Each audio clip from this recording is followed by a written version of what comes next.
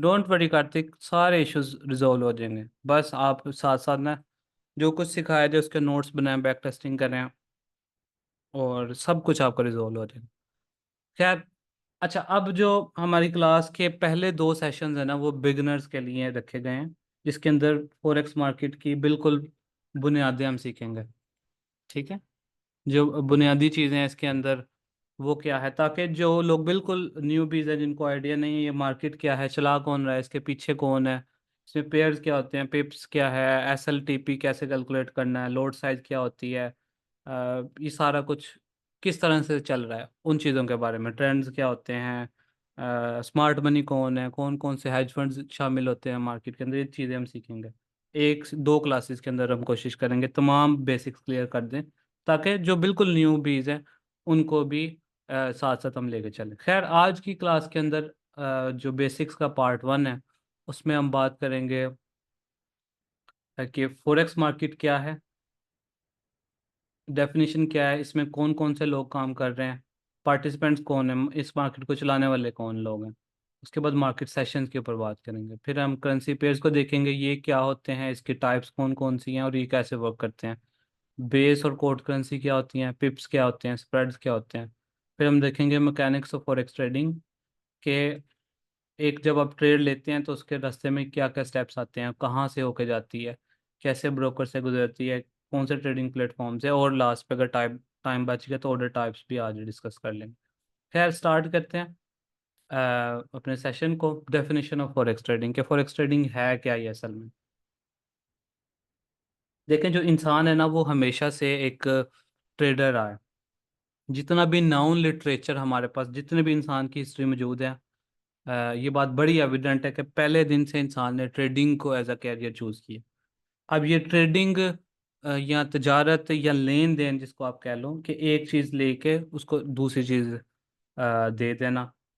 बिल्कुल स्टार्ट के अंदर आपको पता है barter system, everyone must have heard about them, कि आप एक चीज़ दे के दूसरी चीज़ ले लेते, अपने ज़रूरियात की चीज़ें एक्सचेंज करते रहते। फिर आहिस्ता आहिस्ता क्या हुआ कि जब लोगों ने वो मेटल्स वगैरह दरियाफ्त हुई, प्रीशियस मेटल्स, जिस तरह के आपके पास कॉपर है, लोहा है, सिल्वर है, गोल्ड है, ये चीज़ें दरियाफ्त हुई, तो फिर इनको एज आ बुनियादी कोलेटरल रख के चीज़ों का खरीदो फरोख्त करना शुरू कर दिए। और ये तजारत हमेशा से इंसान करता रहा, आगे पीछे इंसान इवॉल्व करता रहा, और वही तजारत जो एक दौर में बार्टर सिस्टम होता था, आज ये बिल्कुल एडवांस होके आपके इंटरनेट के ज़रिए, मोबाइल लैपटॉप के ऊपर वही तजारत हो रही है। इंटरनेशनल मार्केट्स के अंदर आप बगैर किसी जगह पे जाए, बगैर किसी हसल के 1 मिनट के अंदर बाइंग एंड सेलिंग कर सकते हैं। अब ट्रेडिंग का बुनियादी असूल क्या है। ट्रेडिंग, कोई भी बंदा किसी भी किस्म की ट्रेडिंग में इन्वॉल्व है, चाहे वो ट्रेडिंग करता है, लेट से उसकी एक शॉप है इलेक्ट्रॉनिक्स की, वो मोबाइल बाइंग एंड सेलिंग करता है मोबाइल की, या चाहे वो एक जनरल फिजिकल मार्केट में काम करता है, ब्रेड का काम करता है, वो किसी फ्रूट्स का काम करता है, वो किसी कॉस्मेटिक्स का काम करता है, किसी भी चीज़, एनीथिंग, किसी भी चीज़ की खरीदो फरोख्त जब की जाती है तो एक बुनियादी उसूल होता है ट्रेडिंग का। वो क्या है कि किसी भी चीज़ को बाय किया जाए at a cheaper rate, buy at a cheaper rate and sell it at expensive rate. चीज़ों को सस्ता खरीद के उसको महंगा बेचना, ये बुनियादी उसूल है तिजारत का। कि कोई भी चीज़ है, चाहे वो आपकी इलेक्ट्रॉनिक्स है, चाहे वो आपकी कॉस्मेटिक्स है, चाहे वो आपका जनरल गुड्स है, चाहे वो आपके क्लोथ्स हैं, चाहे वो आप दूसरी मार्केट्स में अगर जाएं, फूड की मार्केट में जाएं, आप हर किस्म की मार्केट में आप जाएं, तो यही असूल है। और इंसान हमेशा इसी असूल के साथ ट्रेडिंग करता है कि वो चीज़ों को सस्ता एक जगह से खरीद के महंगा किसी चीज़ को बेचता है, तो जो उसमें प्राइस का डिफरेंस आता है वो उसका प्रॉफिट होता है। इसी तरीके से ये फॉरेक्स ट्रेडिंग भी क्या है, वही असूल इसमें भी अपनाया जाएगा। आपने चीज़ों को सस्ता खरीदना है, बाय करना है एट अ लोअर प्राइसेस, और बेचना है उसको at a higher prices, buy low sell high, ये असूल है हर किस्म की तजारत की तरह इस तजारत के अंदर भी। अब हर तरह की मार्केट मुख्तलिफ मार्केट है, लेकिन असूल यही है, buy on a lower price and sell at a higher price, ये असूल है। अब जो अंडरलाइंग मार्केट होती है, जैसे आप इलेक्ट्रॉनिक्स का काम कर रहे हैं, आप फूड का काम कर रहे हैं, आप जो है जनरल क्लोथिंग स्टफ का काम कर रहे हैं, किसी भी चीज़ का काम कर रहे हैं, तो वो जो अंडरलाइंग मार्केट्स है ना, वो आपकी प्रोडक्ट हो गई। जो भी जिस भी चीज़ का काम कर रहे हैं, अब इस मार्केट के अंदर जो हम ट्रेडिंग कर रहे हैं वो हम फॉरेक्स कर रहे हैं। यानी फॉरेक्स का मतलब है फॉरेन एक्सचेंज। मुख्तलिफ कंट्रीज के जो करेंसीज हैं उनको एक दूसरे के साथ एक्सचेंज करके। ठीक है, मिसाल के तौर पर आपके पास यूरो पड़े हैं और आप चाहते हैं कि मैं दुबई जा रहा हूँ और मैंने इसको दिरहम्स के अंदर कन्वर्ट करना है। ठीक है, ताकि मैं वहाँ पे जाके चीज़ों को आ, आ, जो है ना वो कर सकूँ, बाइंग सेलिंग कर सकूँ उसकी लोकली। ठीक है, तो आप क्या करेंगे, यूरो को एईडी में कन्वर्ट कर लेंगे। अब लेट्स से मैं आपको एक और जनरल एग्जांपल देता हूँ। आप यूएस में रहते हैं लेकिन आप यूके में जा रहे हैं। ठीक है, तो आपके पास वहाँ पे जाने के लिए पाउंड होने चाहिए, तो आप क्या करते हैं, आपके पास अगर लेट्स से $10,000 थे, आप कहते हैं कि मैं इसको कन्वर्ट करवा लेता हूँ। ये आपके पास डॉलर्स मौजूद थे, आप कहते हैं मैं इसको कन्वर्ट करवा के वहाँ पे पाउंड में यूके में जाता हूँ, ताकि वहाँ पे मेरा जो भी खर्चा हो वो पाउंड के अंदर हो जाए। आप इसको कन्वर्ट करवाते हैं। लेट्स से आपको $10,000 के पाउंड मिलते हैं, let's say 9,000 pound. Let's say कोई भी एक्सचेंज रेट था उनका, मैं फॉर एग्जांपल आपको बता रहा हूँ, आपको 9,000 GBP मिलते हैं और आप कहते हैं चलो जी मैं जाता हूँ अब यूके। आप यूके चले गए, आपके पास अब 9,000 पाउंड है। अब वहां पे जाके आपको कोई आपका दोस्त मिल जाता है, वो कहता है कि मैं अब गोच यू, आपको खर्चा करने की जरूरत नहीं है, मैं आपको घुमाता फिराता हूँ, आपका जो टूर है सारा खर्चा मेरा है। ठीक है, अब आपके पास वो 9,000 पाउंड वैसे का वैसे ही पड़ा हुआ है। अब वहां पे रहते हैं 1 हफ्ता, 2 हफ्ते, 3 हफ्ते रहते हैं, सारा कुछ आपका कोई खर्चा नहीं होता, और अब बैक टू यूएस। अब वापस अब जब जाते हैं, अब उसके दौरान क्या हुआ, इस 2 हफ्तों के दौरान जो पाउंड था उसने स्ट्रेंथ पकड़ ली डॉलर के अगेंस्ट। कोई इवेंट हुआ कुछ भी, किसी वजह से पाउंड की कीमत बढ़ना शुरू होगी, ऊपर अप साइड पे जाना शुरू होगी। तो अब आपने जब आए हैं वापस 2 वीक्स के बाद, अब आप 9,000 पाउंड को दोबारा कन्वर्ट करवाने गए हैं एक फॉरेन एक्सचेंजर के पास कि ये ले मेरे पाउंड रख ले और मुझे डॉलर दे दें। वो कहता है कि चलें ठीक है, और वो आपको 10,000 के बजाय $10,500 दे देता है। ठीक है, और आपको पता चलता है कि जो है ना पाउंड का एक्सचेंज रेट बढ़ गया, पाउंड महंगा हो गया, और अब मुझे जो डॉलर मिले हैं वो 500 इजाफा मिला है उसका, क्योंकि पाउंड ने स्ट्रेंथ पकड़ ली, उसकी डिमांड बढ़ गई, प्राइसेस बढ़ गई। तो है तो मेरे पास पाउंड पड़े थे, लेकिन मैंने कन्वर्ट अब दोबारा करवाए तो 10,500। अभी जो 500 आपके पास एक्स्ट्रा आ गया ना, ये आपके पास समझ लें प्रॉफिट है, क्योंकि आपके पास 10,000 था, 500 एक्स्ट्रा आ गया। अब यूएस में तो चीज़ें वहाँ की वहाँ ही पर ही रहेंगी। ठीक है, वो तो पाउंड ने स्ट्रेंथ पकड़ी, क्योंकि पाउंड के हालात डिफरेंट हो गए। आपकी कंट्री में तो हालात सेम ही रहे ना, कॉन्स्टेंट रहे। तो आपने $500 का यहाँ से प्रॉफिट बना लिया। ठीक है, ये है फॉरेक्स ट्रेडिंग बेसिकली। अब ये तो मैंने आपको एक जनरल लाइफ एग्जांपल बताई है। अब जैसे एक्सचेंज रेट क्या हुआ, पाउंड का फ्लक्चुएट करके बढ़ गया, जब आपने दोबारा से पैसे कन्वर्ट किए तो आपको 500 का बीच में से प्रॉफिट हो गया।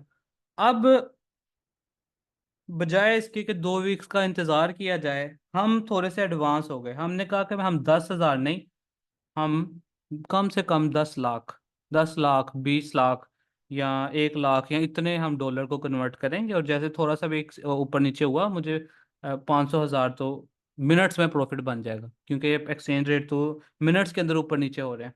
तो ये चीज़ें फिर एडवांस होती गई, और सारा का सारा प्लेटफॉर्म के ऊपर आ गए, और सारा चीज़ें अब डिजिटली आप MT4 MT5 के ऊपर ये सारी चीज़ें देख रहे हैं। लेकिन कॉन्सेप्ट सेम ही है, एक करेंसी का दूसरी करेंसी के हिसाब से स्ट्रोंग हो जाना या वीक हो जाना। आपको अगर उस बात का अंदाजा हो जाए कि फलां करेंसी अब मजबूत होने वाली है इस करेंसी के अगेंस्ट, लेट से आपको पता लग जाए कि पाउंड स्ट्रोंग होने वाला है डॉलर के अगेंस्ट, तो आप क्या करेंगे, आप जितने भी डॉलर है कन्वर्ट करके रख लेंगे पाउंड में। जब पाउंड स्ट्रोंग होगा, आप जब दोबारा वापस कन्वर्ट करेंगे आप पैसे बना लेंगे। या लेट से आपके पास यूरो पड़े हुए थे और आपको पता चल गया कि जो है ना, अगर JPY स्ट्रोंग होने वाला है अभी, मैं अगर अपने यूरो को कन्वर्ट कर लूँ JPY के अंदर, और 2 दिन बाद या 6 घंटे बाद JPY स्ट्रोंग होने वाला है, तो जब मैं वो स्ट्रोंग में रखी रखूंगा, और जब स्ट्रोंग हो जाएगा मैं दोबारा से कन्वर्ट मारूंगा, मेरे यूरो भर जाएंगे जैसे यहाँ पे डॉलर भर रहे थे। तो आप यूरो JPY का पेयर सेलेक्ट कर लोगे। इसी तरीके से मुख्तलिफ पेयर्स यहाँ पे आते हैं, मुख्तलिफ कंट्रीज के जो करेंसीज हैं उनका आपस में जो उतार चढ़ाव होता आ रहा है एक दूसरे के अगेंस्ट, आप उससे फायदा उठाना चाहते हैं। आप इस फ्लक्चुएशन से, ये जो स्ट्रॉन्ग और वीकनेस आ रही है करेंसीज के एक्सचेंज रेट में, आप उससे फायदा उठा के पैसे बनाना चाहते हैं। ये ट्रेडिंग करना इस तरह के, आप खरीदते देख लें क्या है सस्ता, और बेचते फिर क्या है महंगा। यानी आपने यहाँ पे पाउंड को क्या किया था पहले, सस्ते में खरीद लिया था, और जब वो महंगा हुआ तब आपने बेचा उसको। ठीक है। तो आप एक चीज को बाय कर रहे हैं एट अ लोअर प्राइस और उसको बेच रहे हैं आप हायर प्राइस के ऊपर। प्रिंसिपल वही है, लेकिन वो चीज़ क्या है, यहाँ पे करेंसीज के एक्सचेंज रेट है। आप वहां से अंदाज़ा लगा रहे हैं कि क्या ये स्ट्रॉन्ग होने वाला है, वीक होने वाला है, और उस हिसाब से फिर आप उसको बाय सेल करते हैं। ये सारा काम आपके लिए आपका ब्रोकर करता है, एक्सचेंज करना है करेंसी को। अब फॉर एग्जांपल आपके पास तो डॉलर पड़े हैं, यूएस डॉलर आपके अकाउंट में MT4 के अंदर। अब डॉलर पड़े हुए हैं, तो आप ट्रेड कर रहे हैं जाके लेट से यूरो जीबीपी के ऊपर। अब ना आपके पास यूरो है ना आपके पास जीबीपी है। अच्छा, ये आप एनोटेट ना करें प्लीज, एक सेकंड। अच्छा, खैर, अच्छा मैं आपको अब आपके पास ना तो यूरो है ना जीबीपी है। अब आप कहते हैं कि मैंने, अब आपको लग रहा है कि मैं यूरो जो है ना वो स्ट्रोंग होने वाला है, अपसाइड के ऊपर जाने वाला है, और पाउंड वीक होने वाला है। तो मेरे पास जो पाउंड पड़े हैं मैं उनको बेच के यूरो खरीद लेता हूँ। ठीक है, लेट से मुझे 1000 पाउंड पड़े थे मेरे पास, और मैं उसको बेच देता हूँ, कन्वर्ट कर देता हूँ यूरो में। मुझे 1200 यूरो मिले, मैं मिसाल दे रहा हूँ सिर्फ आपको। और अब फिर क्या होगा, यूरो महंगा होने वाला है अगले 6 दिनों के अंदर, आपको पता लग जाता है 1 वीक में यूरो महंगा होने वाला है। तो आपने 1200 यूरो कन्वर्ट करके रख लिया, 1000 जीबीपी से 1200 यूरो कन्वर्ट करके रख लिया। अब जब यूरो स्ट्रोंग हो गया, आपको पता लग गया अब यूरो महंगा हो गया, अब आप क्या करेंगे, दोबारा से इसको कन्वर्ट करेंगे। 1200 यूरो को जब आप दोबारा कन्वर्ट करेंगे तो आपको 1000 की बजाय 1100 जीबीपी मिले, और 100 जीबीपी का आपको प्रॉफिट हो गया। लेकिन क्वेश्चन ये है कि आपके पास, अब इसके लिए बड़ा आसान है, आपको समझ लग गया कि प्रॉफिट हो गया, हाँ जी हाँ। लेकिन बाजू का आपके पास अगर पाउंड हो ही ना, तो फिर क्या होता है, फिर आप क्या करते हैं, आपका सारा काम ये करता है ब्रोकर आपका। वो क्या करेगा, आपके अकाउंट से डॉलर निकालेगा, डॉलर को पहले कन्वर्ट करेगा पाउंड में, पाउंड को फिर जाके बेचेगा, उससे यूरो खरीदेगा, फिर यूरो जब ऊपर जाएगा, जब आप ट्रेड कट करेंगे तो क्या करेगा, वापस से यूरो को कन्वर्ट करेगा पाउंड में, और पाउंड से वापस आपके अकाउंट में डॉलर बना देगा उसको, और आपको प्रॉफिट जो शो होगा वो डॉलर के अंदर शो होगा। ये सारा का सारा काम आपका ब्रोकर कर रहा होता है। ठीक है। तो ये बहुत एडवांस हो गई है, आपको कोई कुछ चीज़ करने की ज़रूरत नहीं, सिर्फ आपने इस बात का अब अंदाज़ा लगाना है कि कौन सा पेयर है, वो आप ऊपर वाली साइड पे जाने वाला है या नीचे वाली साइड के ऊपर जाने वाला है। ठीक हो गया। दिस इज आपका सारा का सारा काम। आपने बस ये फाइंड आउट करने की कोशिश करनी है कि कौन सा पेयर ऊपर जाने वाला है या नीचे जाने वाला है। अब वो कैसे फाइंड होगा, उसके लिए फिर हम अपने टेक्निक्स यूज करते हैं, जिसको हम टेक्निकल एनालिसिस कहते हैं, या सेंटिमेंटल एनालिसिस कहते हैं, या फंडामेंटल एनालिसिस कहते हैं, जो सारा का सारा हम इस कोर्स में सीखने जा रहे हैं। तो ये फॉरेक्स मार्केट जो है ना, बाकी तमाम मार्केट से आसान इसलिए है, और ट्रेडिंग प्रॉफिट ज़्यादा बनाया जा सकता है इसमें, क्योंकि ये 24 आवर्स अ डे मार्केट है, और ये 7 से 10 ट्रिलियन डॉलर्स की इसमें डेली ट्रेडिंग होती है। सबसे ज़्यादा वॉल्यूम इस मार्केट के अंदर 7 से 10 ट्रिलियन डॉलर। किसी भी और मार्केट का इतना ट्रेडिंग वॉल्यूम नहीं है, इतना पैसा एक्सचेंज नहीं होता। यानी डेली आप ये समझ लें कि 7 से 10 ट्रिलियन डॉलर कुछ ही बंदे का, लोगों के पास था, और by the end of day वो किसी और लोगों के पास चले जाएगा।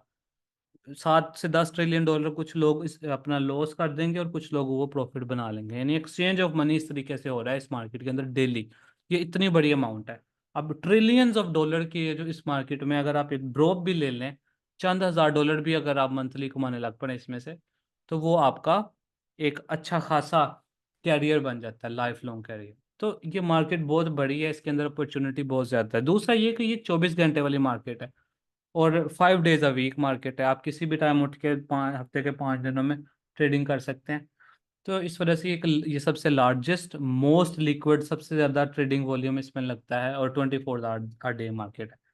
और आप कैसे प्रॉफिट बनाते हैं, फ्लक्चुएशन इन एक्सचेंज रेट, जो करेंसी के एक्सचेंज रेट है उसमें जब उतार और चढ़ाव आ रहा है, अप और डाउन मूवमेंट्स हो रही हैं, उसके बेस पे आप यहाँ पे प्रॉफिट बनाते हैं। और बुनियादी असूल इस ट्रेडिंग में भी क्या है? Buying cheaper and selling at expensive rate, ये चीज़। ठीक है, अब इस मार्केट को चलाने वाले कौन लोग हैं, कौन कौन इसके अंदर पार्टिसिपेट करते हैं? तो मेजर पार्टिसिपेंट की जब हम एफएक्स फॉरेक्स मार्केट में बात करें, ठीक है, तो वो सबसे पहली कैटेगरी, टीयर वन कैटेगरी, सबसे टॉप पे है बैंक्स। दूसरे टीयर की कैटेगरी है फाइनेंशियल इंस्टीट्यूशंस। फिर आपके पास आ जाती हैं कमर्शियल कॉरपोरेशंस, और फिर लास्ट पे आ जाते हैं रिटेल ट्रेडर्स। ये चार मेन कैटेगरीज हैं जिस मार्केट में यूज हो है, जो इस मार्केट को चला रहे हैं। सबसे पहली कैटेगरी है बैंक्स की। अब बैंक सबसे ज्यादा, आप कह लो कि ट्रेडिंग कर रहे हैं इस मार्केट के अंदर, सबसे ज्यादा इन्वॉल्व है, सबसे बड़े ऑर्डर्स बैंक्स के होते हैं। अब बैंक्स के भी अंदर दो कैटेगरीज हैं। पहली कैटेगरी है सेंट्रल बैंक और दूसरी कैटेगरी है कमर्शियल बैंक्स। हर कंट्री के अंदर एक मेजर बैंक होता है जिसको हम सेंट्रल बैंक कहते हैं, जो कि इसकी तमाम के तमाम मॉनेटरी पॉलिसी को कंट्रोल करता है कि कितने नोट प्रिंट होंगे, क्या एक्सचेंज रेट होगा, कितना सप्लाई है, कितना डिमांड रहेगा, क्या आपका उनका इंटरेस्ट होगा, इंटरेस्ट रेट उस कंट्री का क्या होगा। सारे के सारे फैक्टर डिटरमाइन करता है सेंट्रल बैंक। जैसे यूएस के अंदर फेडरल रिजर्व है, जापान के अंदर बैंक ऑफ जापान है, कनाडा में बैंक ऑफ कनाडा है, ठीक है, यूके में बैंक ऑफ इंग्लैंड है, इंडिया में आरबीआई है, पाकिस्तान में स्टेट बैंक ऑफ पाकिस्तान है। इस तरीके से हर कंट्री के अंदर आप कह लो कि एक बैंक होता है जो कि तमाम मामलात को कंट्रोल कर रहा होता है। ये सबसे मेन कह लो कि कंट्रोलर होता है ओवरऑल फॉरेक्स मार्केट के अंदर। इसका एक डिसीजन फॉरेक्स मार्केट में बहुत ज्यादा उतार और चढ़ाव ला सकता है, तेजी, एक मिनट के अंदर मार्केट ऊपर नीचे हो सकती है सेंट्रल बैंक की एक भी पॉलिसी की वजह से। आपने एफओएमसी का नाम सुना होगा, एफओएमसी के ऊपर 4-4 500-500 पिप की मूवमेंट हो जाती है विद इन मिनट्स। तो एफएमसी में क्या होता है, एफएमसी में सेंट्रल बैंक आके अपनी पॉलिसी बताता है। अब इसको, वो पॉलिसीज वगैरह को हम इस जो है कोर्स के लास्ट के ऊपर डिस्कस करेंगे कि कैसे आप उससे फायदा उठा सकते हैं। खैर, तो मेन कैटेगरी होती है सेंट्रल बैंक की, ठीक है। अब मिसाल के तौर पर यूएस का सेंट्रल बैंक आके, फेडरल रिजर्व, वो आके कह दे कि हम अपना इंटरेस्ट रेट या शरह सूद बढ़ा रहे हैं, तो क्या होगा उससे? जितने भी इन्वेस्टर होंगे वो सारे के सारे डॉलर में इन्वेस्ट करना शुरू कर देंगे, क्योंकि उनको अगर वो पैसे डॉलर में रखेंगे उनको ज्यादा इंटरेस्ट मिलेगा हर ईच मंथ, ठीक है। तो सब के सब क्या करेंगे, खरीदना शुरू कर देंगे डॉलर, और डॉलर की वैल्यू ऊपर जाना शुरू हो जाएगी। जिसके पास गोल्ड भी पड़ा है, जिसके पास यूरो पड़े हैं, पाउंड पड़े हैं, वो सब कुछ बेचेगा और डॉलर खरीद लेगा। तो इससे क्या होगा, गोल्ड की प्राइसेस डाउन शुरू हो जाना शुरू हो जाएंगी, यूरो की प्राइसेस डाउन, तो डॉलर की प्राइसेस ऊपर जाना शुरू हो जाएंगी विद इन मिनट्स, ठीक है। और इनके जो ट्रेंड्स होते हैं वो साल हर साल चलते हैं। सेंट्रल बैंक्स के ट्रेंड एक एक दो दो साल, एक एक डिसीजन की वजह से, एक पॉलिसी की वजह से दो दो साल का ट्रेंड चल पड़ता है। ये इतने पावरफुल होते हैं। दूसरी कैटेगरी आ जाती है कमर्शियल बैंक्स की। अब कमर्शियल बैंक्स हमेशा एक सेंट्रल बैंक के अलावा जो दूसरे प्राइवेट बैंक्स होते हैं उस कंट्री के, वो सारे के सारे आपके पास कमर्शियल बैंक्स के अंदर आ जाते हैं, ठीक है। जैसे बैंक ऑफ बार्कलेज हो गया, यूके के अंदर बहुत सारे बैंक्स होते हैं, ऑस्ट्रेलिया में बैंक ऑफ सिडनी है, यूएस के अंदर इतने ढेर सारे हैं बैंक्स। पाकिस्तान में आप देख लें, इंडिया में आपने हम श्योर देखे होंगे, बहुत सारे बैंक्स हैं जो कि कमर्शियल बैंक के बैंक्स कहलाते हैं, और वो सेंट्रल बैंक के साथ कनेक्टेड होते हैं। अब ये कमर्शियल बैंक क्या करते हैं, ये समझ लें कि यहाँ से अब ट्रेडर्स का आगाज हो गया। सेंट्रल बैंक ने बनानी है policy, they their self trading नहीं करने बैठे होते, बाय और सेल करो, ये करो, वो करो। जहां से ट्रेडिंग एक्चुअल स्टार्ट होती है वो होते हैं कमर्शियल बैंक।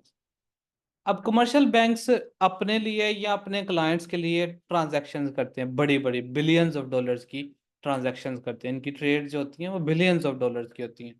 मिसाल के तौर पर किसी कमर्शियल बैंक का एक क्लाइंट है, उसकी एक कंपनी है, लेट्स से एप्पल है, और उन्होंने चाइना से कुछ स्पेयर पार्ट्स अपनी कंपनी के लिए मंगवाए हैं, और वो चाइना में पेमेंट करना चाहते हैं युआन के अंदर, चाइनीज युआन के अंदर, CNY करेंसी जो है उसके अंदर पेमेंट करना चाहते हैं। अब उनके पास तो पैसे डॉलर्स में अवेलेबल है, क्योंकि वो UK based US based company है मिसाल के तौर पे। तो अगर उन्होंने अब चाइना में पेमेंट करनी है तो वो क्या करेंगे, वो कमर्शियल बैंक को कॉल करेंगे कि हमें लेट से $100 बिलियन के ना चाइनीज युआन चाहिए, हमें वो लेके दे मार्केट से, और ताकि हमने पेमेंट आगे करनी।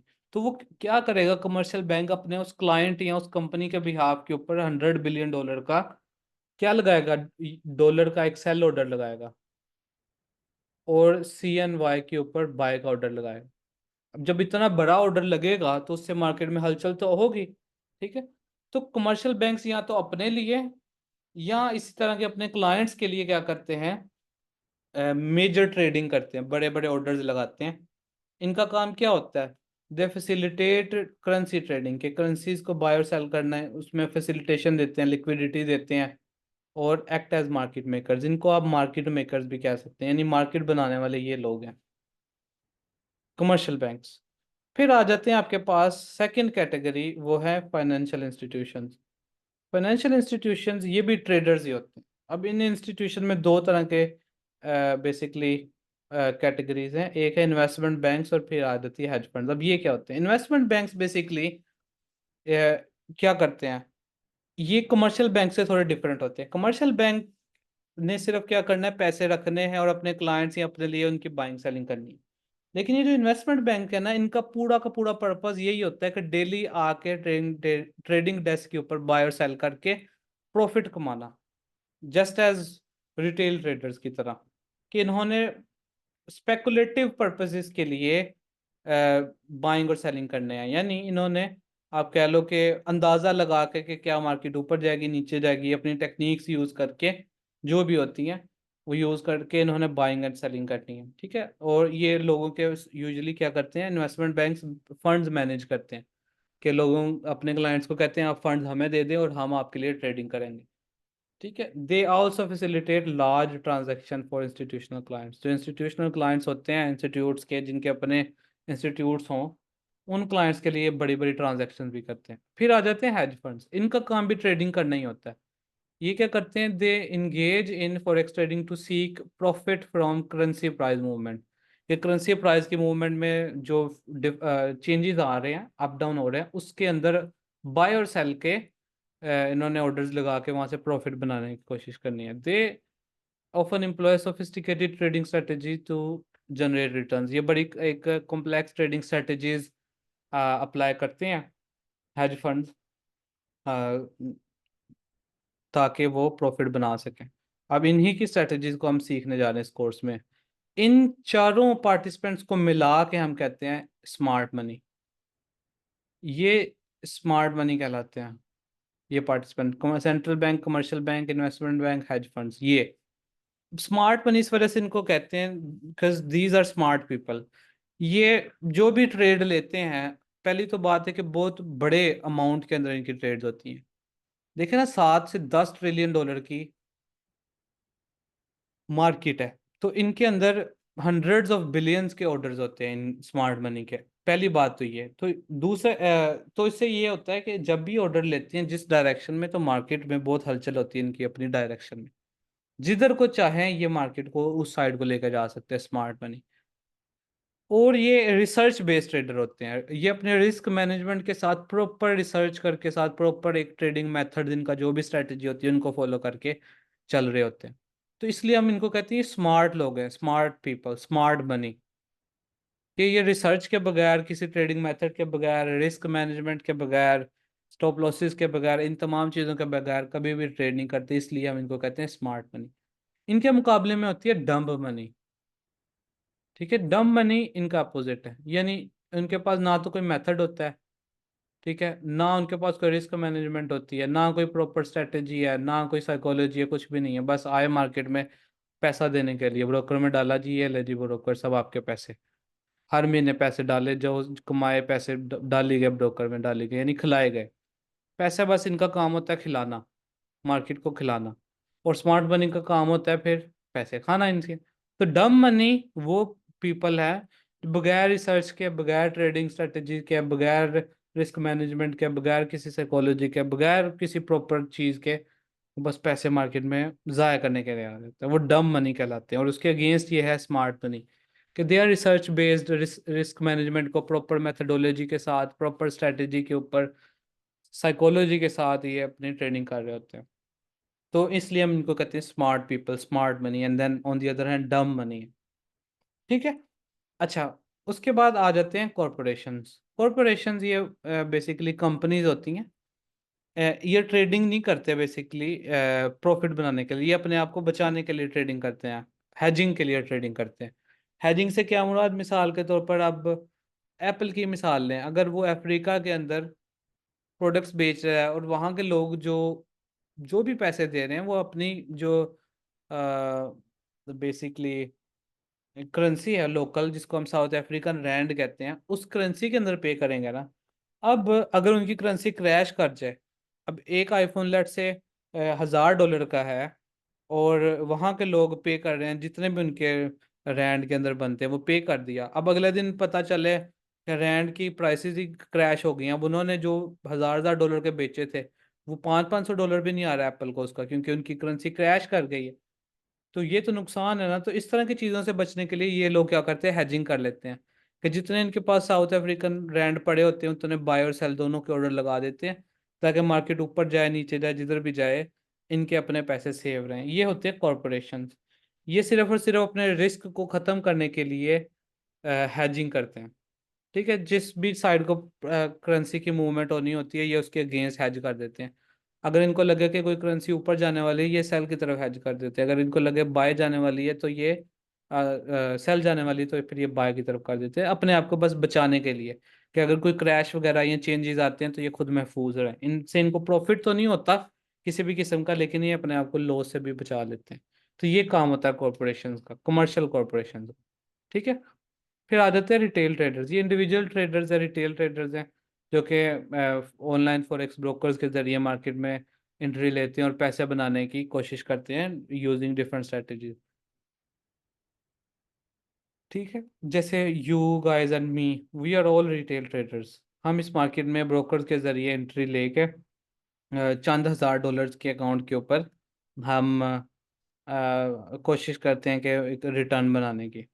एज अ रिटेल ट्रेडर आपको बहुत ज़्यादा इस मार्केट के अंदर एजुकेटेड होना पड़ता है, आपको बहुत ज़्यादा रिस्क मैनेजमेंट को फॉलो करना पड़ता है, बहुत सारी चीज़ों को फॉलो करना पड़ता है, फिर आप जाके इस मार्केट में कामयाब होते हैं।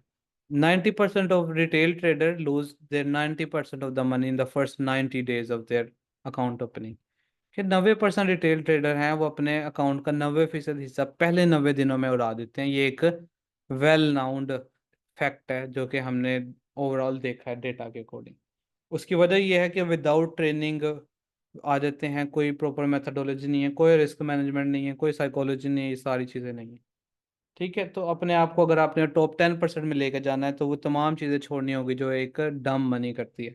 डम मनी क्या करती है, अपने ट्रेड प्लान को नहीं फॉलो किया, अपने ट्रेडिंग मेथड को नहीं फॉलो किया, रिस्क मैनेजमेंट को नहीं फॉलो किया, आपने जनरल जो आपकी साइकोलॉजी उसके अगेंस्ट गए, आप इमोशनल ट्रेडिंग की, आपने हेजिंग शुरू कर दी, मल्टीपल लॉट स्टॉप लॉस नहीं लगाए, ट्रेंड के अगेंस्ट ट्रेडिंग शुरू कर दी, ये तमाम चीज़ें जो कि एक डम मनी करते हैं। अगर आपने 10% के अंदर अपने आप को लेके आना है जो कि सक्सेसफुल है इस मार्केट में, तो आपको वो तमाम चीज़ें छोड़नी होगी जो एक डम मनी करते हैं। ठीक है। अच्छा, अब ये तो आपको समझ आ गया मार्केट पार्टिसिपेंट्स का, और आपको स्मार्ट मनी का भी पता लग गया कि ये इंस्टीट्यूशंस हैं मेन चार जो कि इस मार्केट के कर्ता धर्ता हैं, चलाने वाले ये लोग हैं।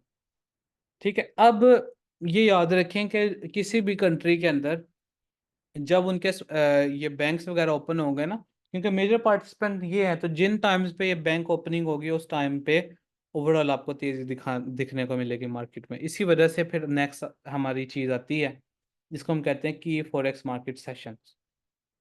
अब फॉरेक्स मार्केट सेशंस बेसिकली इससे मुराद है कि मार्केट में वो तमाम औकात जिसमें मार्केट में तेज़ी दिखाई देती है। अब हर कंट्री के अंदर जो सेंट्रल बैंक्स हैं वो जिस टाइम ओपन होंगे, और कमर्शियल बैंक जब ओपन होंगे तो वो ट्रेडिंग शुरू करेंगे ना। जब वो ट्रेडिंग शुरू करेंगे तो मार्केट में फिर तेज़ी आएगी। तो जिस वक्त सिडनी में ऑस्ट्रेलिया में बैंक्स ओपन होते हैं उसको हम कहते हैं सिडनी सेशन, उनकी मॉर्निंग से लेके नून तक, आफ्टरनून तक। फिर जब जापान में बैंक जिस टाइम ओपन होंगे वो आप कहेंगे कि ये टोक्यो सेशन है। जब लंदन यानी यूके में, इंग्लैंड में बैंक ओपन होंगे तो ये लंदन सेशन है। जब यूएस में बैंक्स ओपनिंग होती है आप इसको कहते हैं न्यूयॉर्क सेशन। अब इनके टाइम्स वगैरह क्या है, हर कंट्री के लिहाज से इनके times basically of course different होंगे। तो आप उसके लिए एक वेबसाइट है forexfactory.com। एक सेकंड में वो मैं ओपन करता हूँ।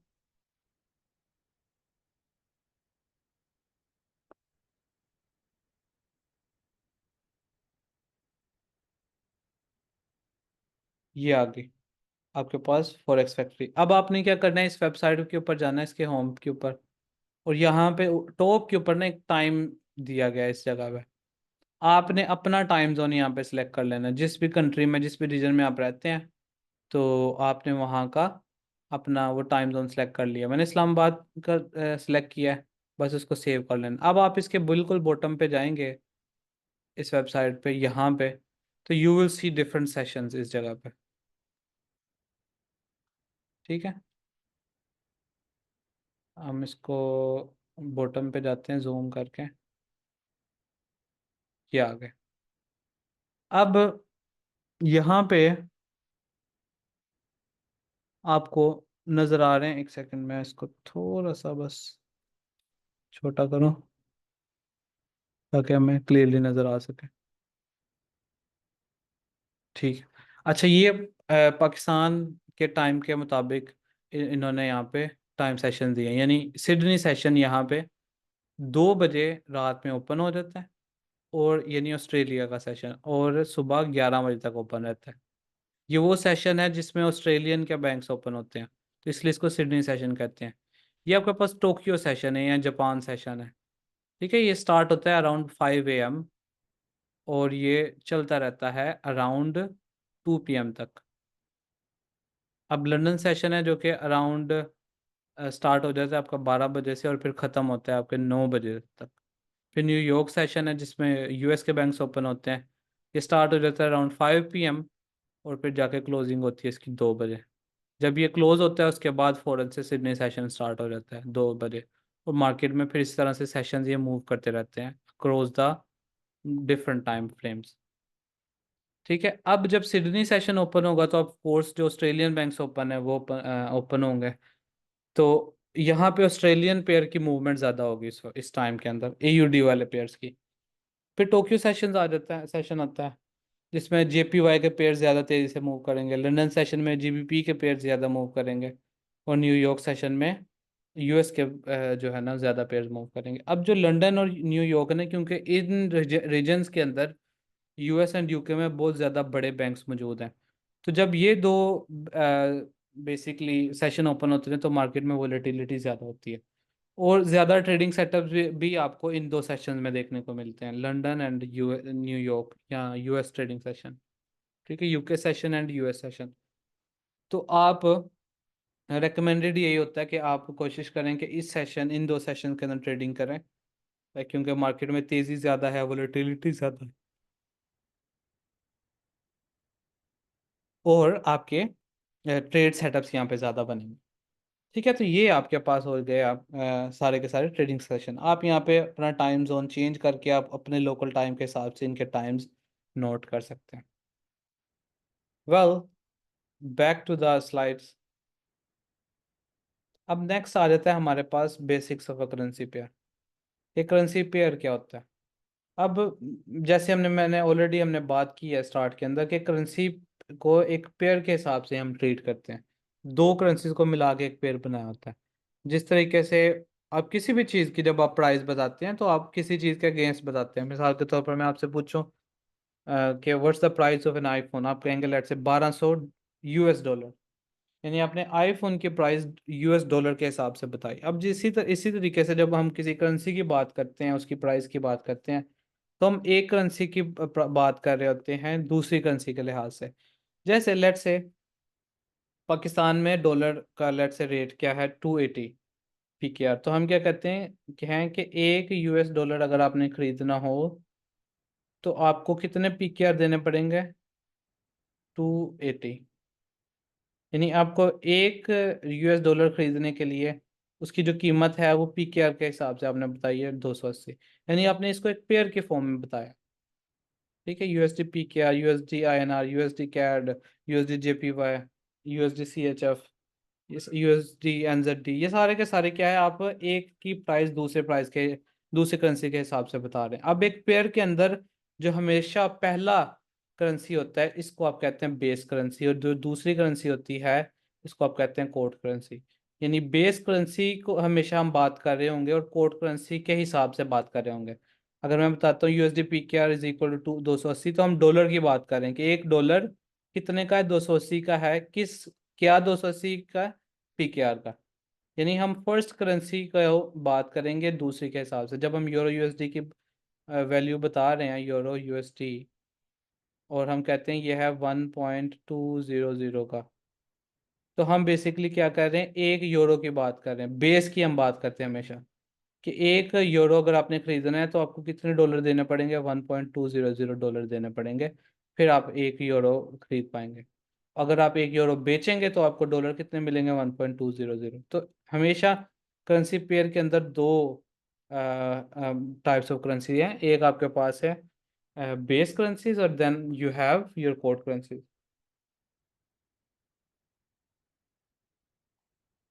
ठीक है। अब करेंसी पेयर्स की डिफरेंट टाइप्स हैं हमारे पास। ती, तीन टाइप्स इसकी मेजर है। एक है मेजर करेंसीज, फिर आ जाती हैं आपके पास माइनर करेंसी पेयर्स, और फिर आ जाते हैं एक्सोटिक करेंसी पेयर्स। अब ये कौन कौन से पेयर्स हैं? मेजर पेयर्स वो तमाम पेयर्स होते हैं जिसमें डॉलर की करेंसीज होती हैं। ठीक है, डॉलर और बाकी well renowned and other currency, जैसे euro USD, GBP USD, USD CAD, AUD USD, NZ USD, USD JP, यानी यूएस डॉलर के, जिसमें यूएस डॉलर आता है। फिर माइनर वो वाले पेयर्स होते हैं जिसमें डॉलर नहीं आता, जैसे euro CHF, euro JPY, euro NZD, euro GBP, जिसमें डॉलर नहीं है। और फिर एग्जॉटिक पेयर्स वो होते हैं जिसमें ऐसी करेंसी शामिल हैं जिनके वॉल्यूम बहुत कम होते हैं, जितनी ट्रेडिंग जिनकी नहीं होती, इतनी फेमस नहीं है। ठीक है, अब इनकी एग्जांपल्स अगर मैं आपको बताऊं, तो ये देखें, ये आपके पास सारी की सारी हैं जी मेजर करेंसीज, जिसमें आपके पास यूरो यूएसडी आ गया, pound USD, dollar JPY, USD CHF, USD CAD, AUD USD, NZD USD. ये आपके पास है जी minor currencies, euro GBP, euro CHF, यानी जिसमें डॉलर नहीं आ रहा। जेपीवाई के pair, CHF JPY, AUD JPY, CAD JPY, इस तरह जीबीपी के, कैड के, ये सारे के सारे। ठीक है, ये माइनर होती है। और ये आपके पास फिर आ जाता है एक्सोटिक। अब इसमें क्या है? US dollar, Singaporean dollar, US dollar Danish krone, US dollar Swedish krona, South African rand, Norwegian krone, Turkish lira, Hong Kong dollar. ये, अब इनमें डॉलर तो है, लेकिन जो डॉलर के साथ वाला पेयर है ये बहुत ही लो वॉल्यूम वाला पेयर है, जिनकी ट्रेडिंग इतनी नहीं होती।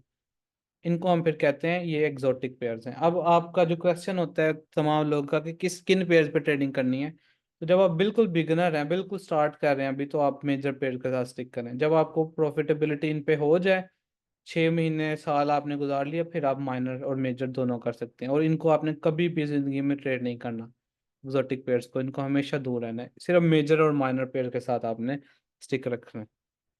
ठीक है, उसके बाद हम बात करते हैं कि पिप क्या होता है। अब pip basically stands for percentage in point और प्राइस इंटरेस्ट पॉइंट, या profit in point. Pip basically calculate किया जाता है कि एक करेंसी की प्राइस कितना ऊपर या कितना नीचे गई है। इसको कैलकुलेट करने के लिए एक यूनिट बनाया गया पिप। अब पिप क्या होता है? जितने भी डॉलर पेयर्स हैं उसमें डेसिमल या अशारिया, जिसको हम कहते हैं पॉइंट, जिसको कहते हैं पॉइंट के बाद फोर्थ प्लेस, जैसे लेट से यूरो यूएसडी का प्राइस चल रहा है 1.1200। अब इसमें ये जो पॉइंट है या डेसिमल है, इसके बाद आपने 4 डिजिट काउंट करने हैं, 1, 2, 3 एंड 4। अब ये जो फोर्थ डिजिट है ये एक पिप कहलाता है। अगर आप करेंसी की प्राइसेस यूरो यूएसडी की 1.1205 हो गया, यानी जो फोर्थ डिजिट था उसमें 5 का डिफरेंस आ गया, तो इसका मतलब है कि प्राइसेस 5 पिप मूव की हैं, 5 पिप बढ़ी है। और लेट से 1.1205 से 1.1202 हो गया, इसका मतलब है कि यहाँ से यहाँ पे आते हुए प्राइसेस अशारिये के बाद या पॉइंट के बाद जो फोर्थ डेसिमल प्लेस है उसमें कितने का फर्क आया? -3 का। 5 से 3, 3 माइनस हो गए, फिर 2 आया, तो आप कहेंगे कि प्राइस -3 पिप हुआ, यानी प्राइस 3 पिप नीचे गिरा है। तो पॉइंट के बाद जो फोर्थ प्लेस होता है वो आपके पास कहलाता है एक पिप। ठीक है, जो थर्ड प्लेस होता है वो आपके पास 10 पिप हो जाएंगे, यानी 1.1205 से अगर प्राइसेस चले जाती हैं 1.1215 तक, तो जो थर्ड प्लेस है ये वाली, वहां पे एक का फर्क आया, बढ़ा है एक, 1 पॉइंट, तो आपने 1 पॉइंट को इज इक्वल टू 10 पिप कहना। ठीक है, जो थर्ड पॉइंट होता है। फिर जो सेकंड पॉइंट होता है, ये 1 pip is equal to 1 point is equal to 100 pip. यानी 1.1205 से अगर प्राइसेस जाती है 1.1305 पे, ठीक है, यानी सेकंड डिजिट में एक का फर्क आया, तो आप कहेंगे कि 100 पिप प्राइसेस ऊपर गई। ठीक है, और उसके बाद जो पहला डिजिट होता है, ये होता है 1000 पिप का। यानी 1.1205 से अगर प्राइसेस जाती हैं 1.2205 पे, यानी पहला डिजिट चेंज हो गया, एक बढ़ गया, तो इसको आप कहोगे 1000 पिप प्राइसेस ऊपर चले गई। ठीक है, तो जो डॉलर के पेयर्स होते हैं जिनमें डॉलर आता है, उन सब में इस तरीके से आप कंसिडर करते हैं पिप की कैलकुलेशन, और माइनर पेयर में भी। लेकिन जो जेपीवाई पेयर्स हैं उसमें केस और ऐसा यूनिक है। जो जैपनीज येन के पेयर हैं उसमें आपने चौथा डिजिट नहीं देखना, उसमें आपने दूसरा डिजिट देखना है। यानी लेट्स से यूएसडी जेपीवाई है, अब इसमें जेपीवाई आ गया, अब इसमें आपने क्या देखना है कि पॉइंट के बाद सेकंड डिजिट क्या है। 110.50 है। अब पॉइंट के बाद 5 और 0, ये दूसरा डिजिट। इसमें एक का डिफरेंस आएगा, प्लस होगा तो आप कहेंगे एक पे बड़ा, जैसे 1.110.51 हो गया। अब सेकंड डिजिट में एक का इजाफा आया तो आप कहेंगे एक पे ये प्राइस ऊपर गई है। अगर एक कम हो जाए सेकंड डिजिट में तो आप कहेंगे प्राइसेस एक पिप कम हो गई। तो इस तरीके से आप पिप को कैलकुलेट करते हैं, ये इसकी कैलकुलेशन होती है। जेपीवाई पेयर्स में दूसरा डिजिट देखते होते हैं और बाकी सारे पेयर्स में फोर्थ डिजिट देखते हैं एक पिप के लिए। अब ये अगर डायग्राम है जिससे आपको समझ आ जाएगी कि ये जो प्राइसेस हैं, पॉइंट के बाद 1 2 3 एंड फोर्थ डिजिट होता है वो एक पिप होता है।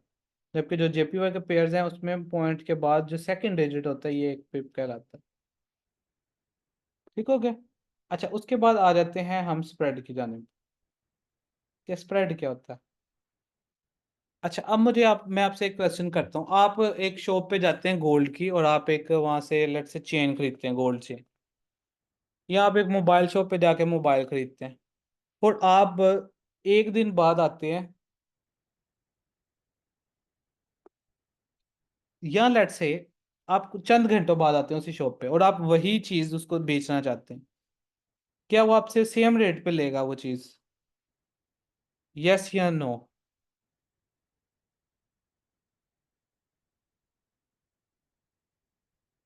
नहीं। इसकी वजह क्या है? आपने मोबाइल लिया एक शॉप से, लेट से $1000 का, आप गए हैं वही मोबाइल उसको बेचने, वो $1000 नहीं आपको वापस करेगा। इसकी वजह क्या है? हालांकि उसकी एक्चुअल कीमत उतनी रही है, जो कीमत थी मार्केट, जो उसकी मोबाइल की, वो $1000 ही रही है, कुछ खराबी भी नहीं हुई। लेकिन वो फिर भी आपको उतने पैसे नहीं देगा जितने का उसने आपको बेचा था। उसमें डिफरेंस है। ये डिफरेंस क्यों आता है, क्या वजह है इसके पीछे?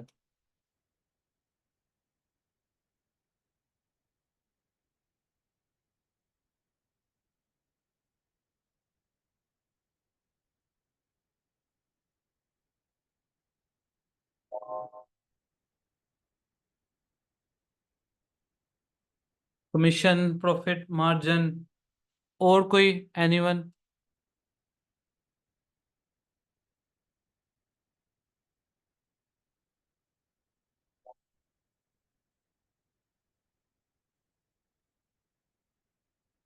ट्रांजैक्शन चार्जेस वो अपने रेट में परचेज करेगा।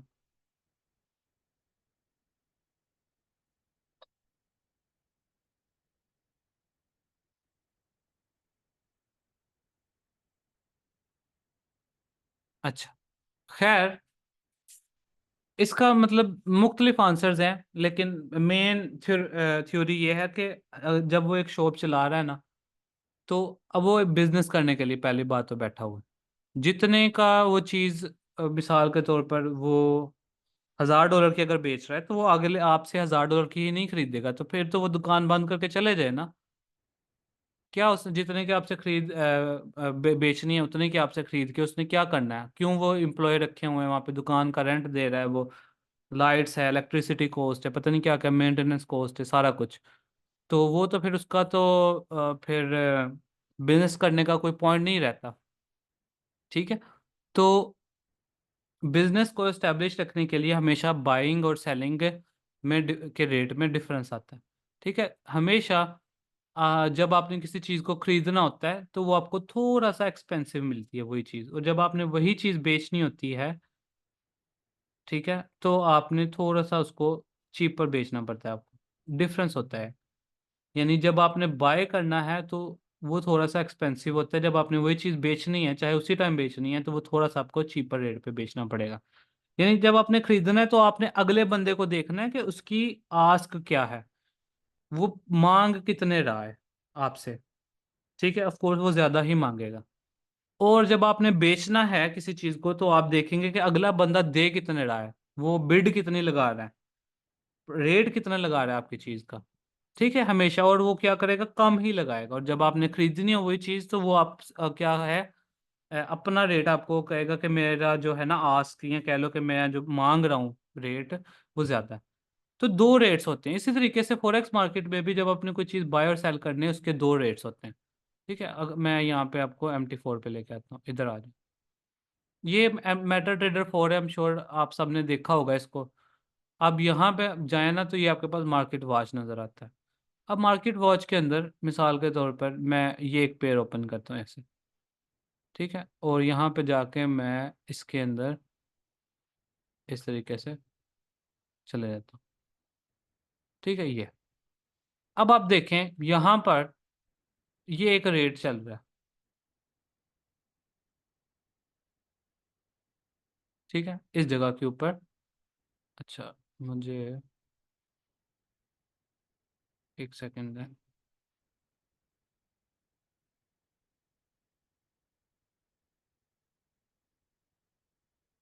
ओके, अब आपके पास ये कैंडल चल रही है इस जगह के ऊपर, और उसके सामने रेट चल रहा है। ये चल रहा है 11.39। ठीक है, एक आपको यहाँ पे रेड लाइन नज़र आ रही है 3906, ये रेट है।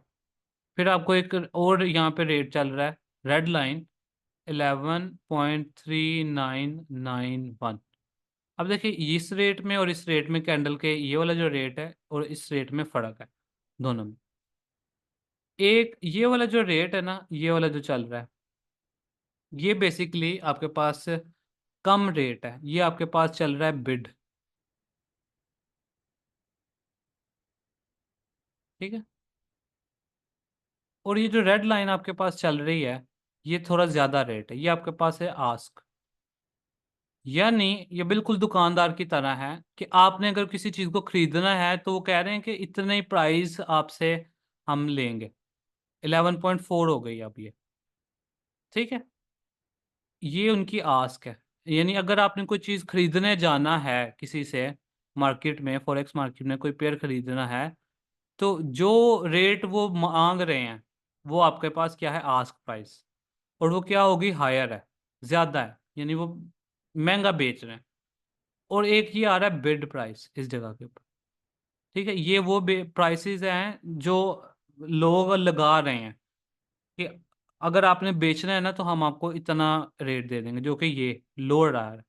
ठीक है, अगर आपने यानी कोई चीज़ बेचनी है ना, वो कह रहे हैं कि आपको इस रेट पे हम आपसे खरीद लेंगे, आपने अगर बेचना है तो इस रेट पे बेचें, लेकिन अगर आपने वही चीज़ खरीदनी है तो आपको वो चीज़ महंगी मिलेगी। तो हमेशा ये क्या है, बिड क्या है, लोअर है, थोड़ी प्राइसेस, सस्ती प्राइसेस है। बिल्कुल उसी तरीके से जैसे अब दुकान में आपने कोई चीज़ बेचने जाना है तो वो आपने देखना है कि वो क्या बंदा रेट लगा रहा है, बिड क्या लगा रहा है। और आपने अगर कोई चीज़ खरीदने जाना है तो आप देखेंगे कि वो मांग कितने रहा है, आस्क उसकी क्या है, और वो हमेशा महंगी होगी। ठीक है, अच्छा, अब अब अगर आप देखें, मैं यहाँ पे लगाऊं ज़रा, मैं यहाँ पे देखिए कैंडल इस जगह पे है, मैं यहाँ पे लगाता हूँ बाय। बाय आप देखें कैंडल अभी इधर है, बाय ओपन हुई है जाके वो टॉप पे, रेड लाइन के पास। अभी प्राइसेस वहां तक गई नहीं है कैंडल, लेकिन ऑर्डर उस जगह पे जाके लगा। क्यों? क्योंकि ये चल रही थी आपके पास आस्क प्राइस, कि अगर आपने खरीदना है ना तो ये रेट मैं लगाऊंगा, चाहे कैंडल यहाँ पे है, जिधर मर्जी है रेट आपको यही लगे। लेकिन अगर आपने बेचना हो, यहाँ पे मैं सेल करूं, तो अब सस्ता बेचना पड़ेगा मुझे, ये इस रेट के ऊपर, ये जो ब्लैक लाइन चल रही है, लोअर प्राइसेस जो चल रही हैं, यानी जो बिड है, जो अगला बंदा देने के लिए तैयार है, सस्ता रेट देने के लिए तैयार है, मैं सेल दबाता हूँ, देखिए सेल यहाँ पे लगी। सेल सस्ती प्राइस के ऊपर लग रही है, और जो बिड जो जब आपने खरीदना है वो महंगा आपको खरीदना पड़ रहा है। तो ये जो फर्क आ रहा है, ये बिल्कुल वही फर्क है जो कि आम दुकानदार भी रखता है। ये जो फर्क है, ये जो फर्क है ना, आस्क और बिड के अंदर डिफरेंस, बिड और आस्क प्राइसेस के अंदर जो फर्क है, ये फर्क कहलाता है spread. Bid, the difference between bid price and ask price, this is basically known as spread. ठीक है, ये वाला जो गैप है,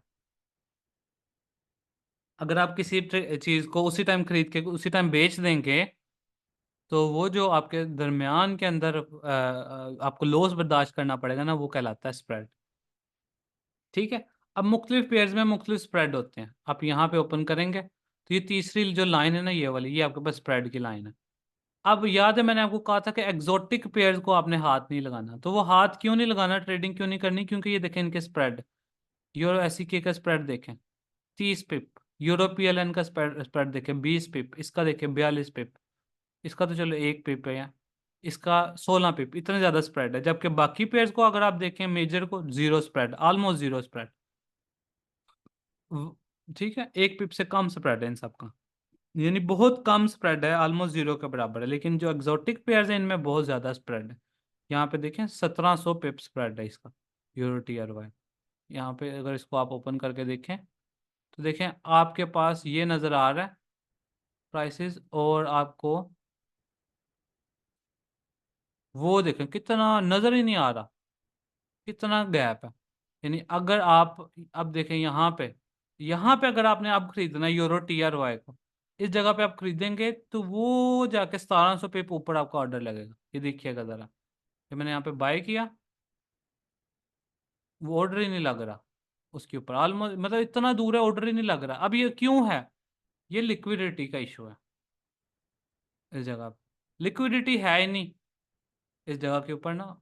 यानी मैं यहाँ पे बाय का बटन दबाया, ये देखें, ठीक है, मैं भी अब अगर नहीं लग रहा, ये क्यों नहीं लग रहा, क्योंकि यहाँ पे कोई बेचने वाला है ही नहीं इस पेयर को, इस वक्त लिक्विडिटी नहीं अवेलेबल है, और इस वजह से ये स्प्रेड इतना लंबा आपको नजर आ रहा है इस जगह के ऊपर। ठीक है, तो ये स्प्रेड होते हैं बेसिकली बाय और बिड और आस्क के अंदर डिफरेंस जितना कम होगा।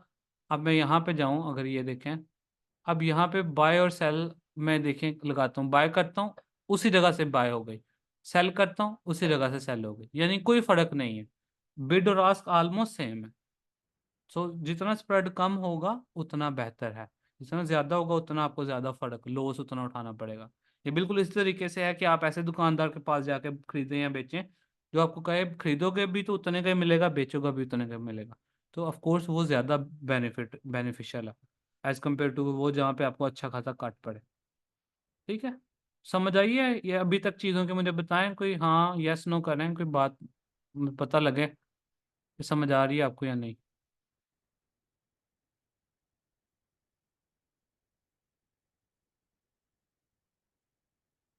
ठीक हो गया, समझ आ रही।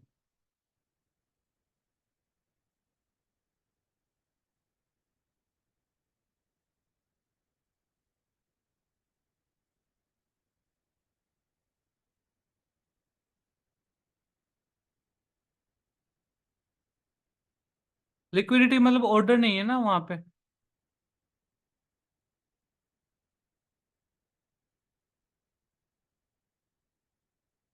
ठीक है, ऑर्डर इसलिए नहीं लगता क्योंकि वो वहाँ पे लिक्विडिटी नहीं है, स्प्रेड इसी वजह से आए हैं। अली फॉरेक्स आप जो है ना, मैं लास्ट के ऊपर देखते हैं इसको। अच्छा खैर, सो स्प्रेड के बाद अब आ जाता है नेक्स्ट हमारे पास कि जब आप मार्केट के अंदर ट्रेड एक एग्जीक्यूट करते हैं तो वो किस वे के साथ चलती है, मैकेनिक्स क्या है फॉरेक्स ट्रेडिंग में। अब हमने बात की स्मार्ट मनी की कि वो मार्केट के अंदर मेन पार्टिसिपेंट्स हैं और बिलियंस ऑफ डॉलर्स के उनके ऑर्डर लगते हैं। अब उनको बाय और सेल करने के लिए हमारे तरीके तरह से ये MT4 के ऊपर जाके बाय और सेल के बटन नहीं दबाने होते। क्योंकि उनका ऑर्डर एग्जीक्यूट करने के लिए अगर किसी ने 100 बिलियन बाय करना है तो 100 बिलियन का सेलर भी होना चाहिए। ठीक है, और वो usually at the same time उसी वक्त सेम प्राइस पे नहीं अवेलेबल होते, तो उनको मुख्तलिफ तरीक़ाकार यूज़ करने पड़ते हैं। लेकिन as a retail trader mechanics ये होता है कि हम दरमियान में एक ब्रोकर को लेके आते हैं। ठीक है, ब्रोकर क्या करता है, मुख्तलिफ कंट्री से अक्रॉस द वर्ल्ड बायर्स और सेलर्स को इकट्ठा करता है एक जगह के ऊपर, बहुत सारे ढेर सारे बायर्स और सेलर्स को इकट्ठा करता है, या एक लिक्विडिटी प्रोवाइडर को हायर करता है जिसके पास बाय और सेल के ऑर्डर्स मौजूद होते हैं। ठीक है, ये यूजुअली इनको हम एलपीज कहते हैं, लिक्विडिटी प्रोवाइडर्स। ये हर ब्रोकर के पास डिफरेंट होते हैं, जितना अच्छा लिक्विडिटी प्रोवाइडर होगा उस ब्रोकर के पास उतना ज़्यादा कम स्प्रेड होंगे। तो आप क्या करते हैं, simply as a retail trader main forex market को एक्सेस करने के लिए अब जाके आप सेंट्रल बैंक में तो नहीं ऑर्डर लगाएंगे ना डायरेक्ट, तो आप क्या करते हैं, एक्सेस करते हैं फॉरेक्स मार्केट को थ्रू अ ब्रोकर। ब्रोकर में अकाउंट ओपन करते हैं। अब ब्रोकर क्या करता है, मुख्तलिफ बायर्स और सेलर्स को एक जगह पे इकट्ठा करता है, या एक लिक्विडिटी प्रोवाइडर से लिक्विडिटी लेता है। अगर आपने बाय करना है तो वो लिक्विडिटी प्रोवाइडर से जो है ना चीज़ लेके मतलब if you want buy, liquidity provider आपको सेल का अपोजिट ऑर्डर देगा ब्रोकर के थ्रू। और अगर आपने सेल करना है तो लिक्विडिटी प्रोवाइडर ही ब्रोकर के थ्रू आपको आपका ऑर्डर एग्जीक्यूट करवाएगा। तो you have to use a middle broker. आप मुख्तलिफ ब्रोकर को यूज़ कर सकते हैं। अब हर ब्रोकर आपको प्लेटफॉर्म देता है ट्रेडिंग करने के लिए, बाय और सेल को एक्सेस करने के लिए, जो कि आपके पास ट्रेडिंग टर्मिनल कहलाते हैं। उन ट्रेडिंग टर्मिनल्स में सबसे पहले आ जाता है आपके पास मेटा ट्रेडर। अब मेटा ट्रेडर बेसिकली एक मेटा कोट्स कंपनी है जिसने मेटा ट्रेडर के नाम से एक प्लेटफॉर्म बनाया, मेटा ट्रेडर 4 या MT4 और MT5। ठीक है, अब मुख्तलिफ और कंपनीज भी हैं, जैसे एक सी ट्रेडर नाम का प्लेटफॉर्म भी है मौजूद। ठीक है, अब ये सारे का सारे कंपनीज का काम एक ही है, ये आपको एक प्लेटफॉर्म देना जिसमें आप बाय और सेल ब्रोकर के थ्रू कर सकें। ठीक है, बेस्ट ब्रोकर अविनाश आप रिसर्च करें, वो बेस्ट होता है। रिकमेंडेशन तो नहीं है, लेकिन मैं पर्सनली आईसी मार्केट को यूज़ कर रहा हूँ। उनके स्प्रेड भी बिल्कुल नॉर्मल है और कभी विड्रॉल में भी तंगी नहीं आई। क्विक विड्रॉल्स होते हैं विद इन अ डे और सो, और स्प्रेड वगैरह इनके अच्छे हैं, तो ये बेस्ट है। बाकी आप मज़ीद भी रिसर्च कर सकते हैं, डेमो अकाउंट उनके चेक करें। खैर अच्छा, anyways back to the topic. हम अब MT4 का थोड़ा सा आईसी मार्केट्स, यस, MT4 का थोड़ा सा वॉक थ्रू कर लेते हैं, बेसिक अंडरस्टैंडिंग। जब आप MT4 के अंदर एज अ बिगिनर MT4 पहली दफ़ा इंस्टॉल करते हैं ना, तो आपके पास इस तरह के कुछ कलर्स आते हैं। ये आपके पास यहाँ पे ऐसे मौजूद होता है, ये आपके पास एक बार चार्ट्स अवेलेबल होते हैं इस तरीके से। इसका अगर मैं ये कुछ इस तरीके का आपको एक चार्ट दिखाई देगा जब भी आप पहली दफ़ा MT4 इंस्टॉल करेंगे। तो सबसे पहला काम होता है कि आप अपने हिसाब से कलर स्कीम अपनी सेट करें अपने MT4 की। तो सिंपल आपने क्या करना है, सबसे पहले तो राइट क्लिक करेंगे, ये सारे के सारे ऑप्शंस आ जाएंगे। यहाँ पे क्लिक करेंगे तो ये ग्रिड का है, ग्रिड को आप ख़त्म कर देंगे यहाँ से। फिर आप क्या करेंगे, यहाँ पे मतलब ये डिफरेंट जगह के ऊपर होता है, किसी आप इसको ना चेंज भी कर सकते हैं इन सारी चीज़ों की जगह। यहाँ पे यूजुअली होता है, आप इनको मूव करके अपने हिसाब से कर सकते हैं। ये कैंडल स्टिक्स हैं, आप यहाँ पे क्लिक कर लें, कैंडल स्टिक हो जाएगा। यहाँ आप चार्ट्स ऊपर जाएं, इस जगह पे चार्ट, इस जगह पे जाएंगे तो आपके पास bar chart, candlestick chart, line chart है। तो आप कैंडल स्टिक पे क्लिक कर लें, इसको अपने हिसाब से जितना आपको बेहतर लगता है जूम कर लें। ठीक है, जितना कंफर्टेबल आपके लिए। फिर आप अपने हिसाब से इसकी कलर स्कीम सेट कर लें। 3 कलर स्कीम्स इसके लिए जो पहले से आते हैं, ब्लैक ऑन वाइट है, ग्रीन ऑन ब्लैक, और इस तरीके से और ऑरेंज ऑन ब्लैक, ये सारा आप इसको ऐसे कर लें। अगर आप मज़ीद चेंज करना चाहते हैं, प्रॉपर्टीज़ में जाएं, बुलिश को आप ग्रीन कर लें। ठीक, आप अपनी मर्जी के कलर, डाउन बार को आप रेड कर लें, बुल कैंडल को आप लेट से ग्रीन कर लें, यहाँ से बेरिश कैंडल को आप रेड कर लें अपने हिसाब से। ये अब आपके पास आ गया। अब जितना भी आप जूम इन चाहते हैं, बेहतर चाहते हैं, कौन सा आपके पास टाइम फ्रेम चाहते हैं, यानी 1 आवर का कैंडल स्टिक करना है, जो भी है टाइम फ्रेम से आगे चल के नेक्स्ट क्लास में हम बात करेंगे। लेकिन खैर अपने हिसाब से जब कलर स्कीम आप सेट कर लेना, तो फिर आपने क्या करना है, राइट क्लिक करें, ये टेम्पलेट्स में जाएं और यहाँ पे जाके सेव कर लें टेम्पलेट इस तरीके से, और इसका नाम आप डिफ़ॉल्ट लिख लें।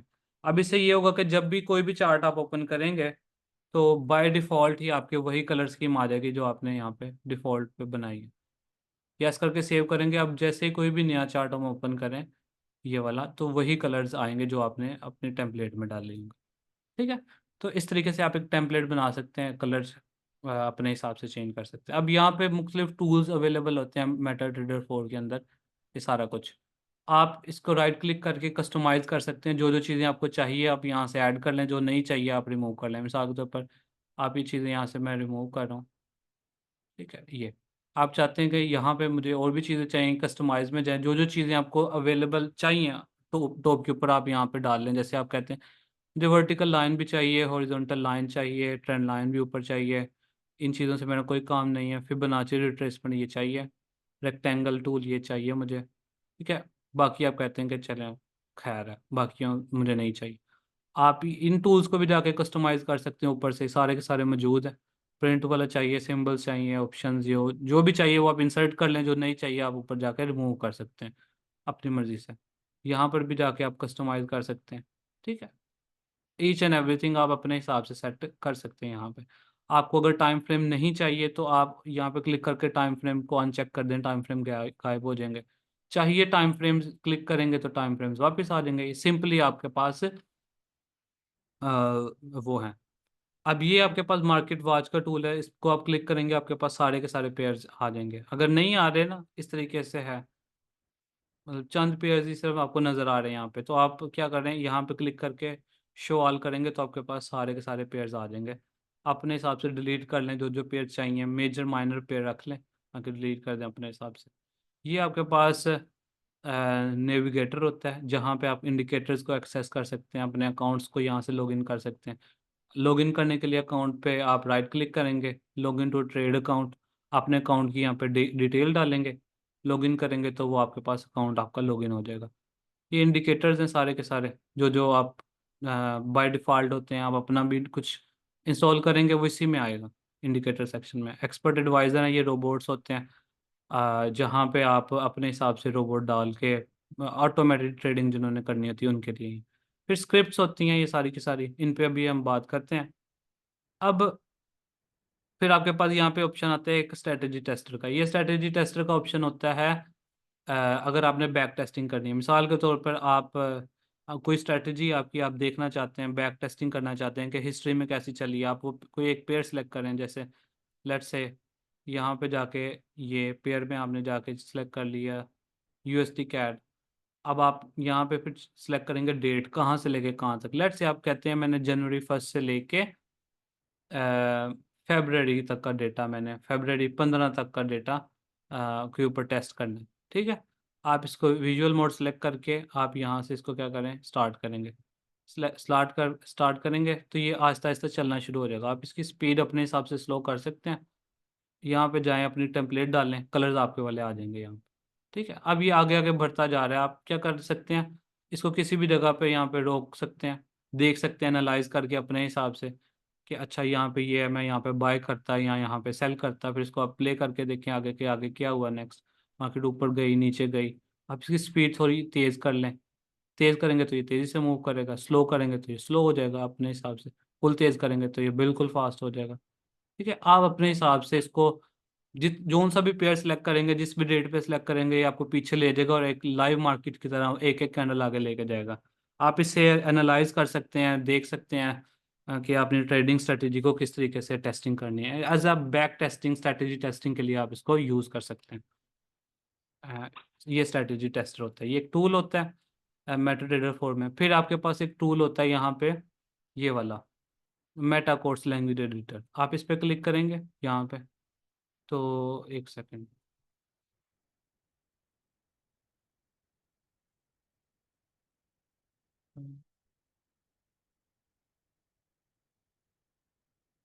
ये तो इस तरीके से जब आप इसको वो करेंगे ना, उस पर क्लिक मेटा एडिटर पे, तो ये इस तरह की एक विंडो ओपन हो जाएगी। अब यहाँ पे जाके आप अपने तमाम इंडिकेटर्स को देख सकते हैं कि कौन कौन सा इंडिकेटर है, उसके पीछे क्या लॉजिक है। क्लिक करेंगे तो उसका सारा का सारा कोड आपको बता देगा।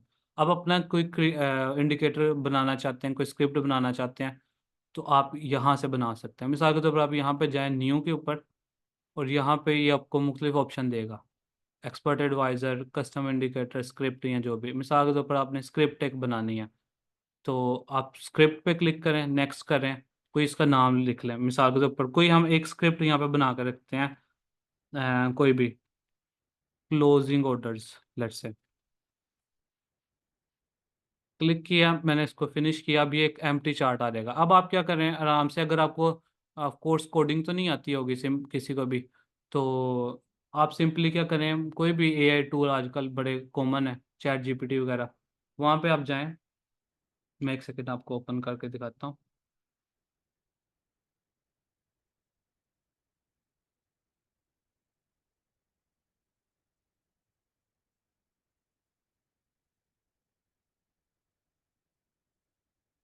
ये अब यहाँ पे इस जगह पे जाएं और आप यहाँ पे लिखें create a code for MQL for script that will close all the orders open on current chart।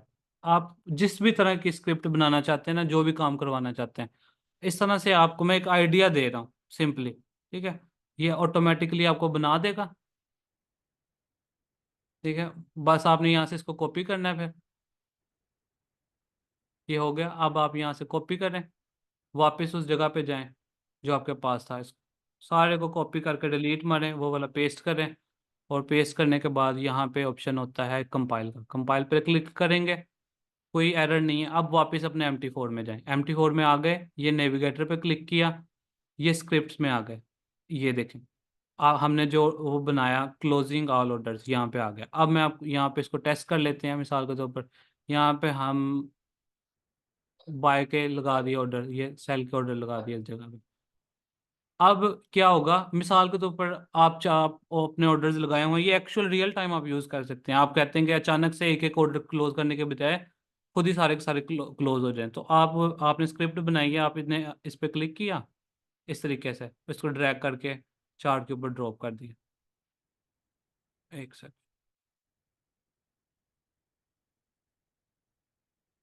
Somehow.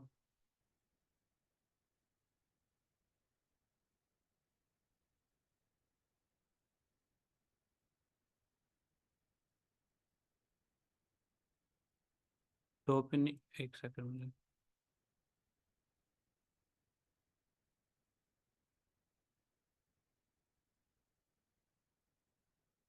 इसको मैं क्लोज करके दोबारा ओपन करता हूँ MT4 को ना, जस्ट अ सेकंड।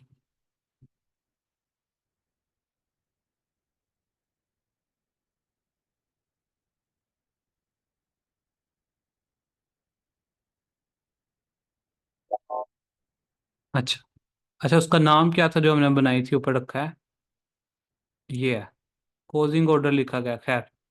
अच्छा, यहाँ पे जाके कहाँ पे है? अच्छा, ये है वो। इसको मैं यहाँ पे जाके अब ड्रॉप करता हूँ, अगर हो जाए। एग्जीक्यूट ऑन चार्ट,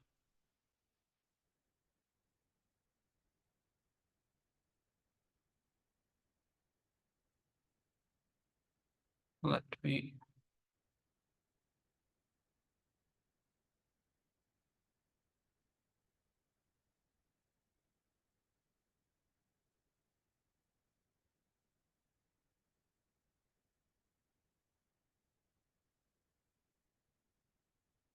कोई भी नहीं लग रही है तो।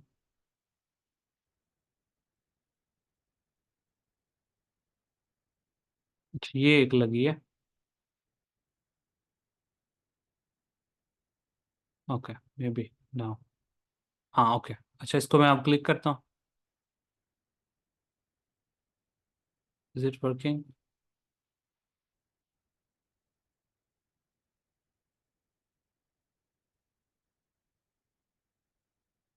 Still not.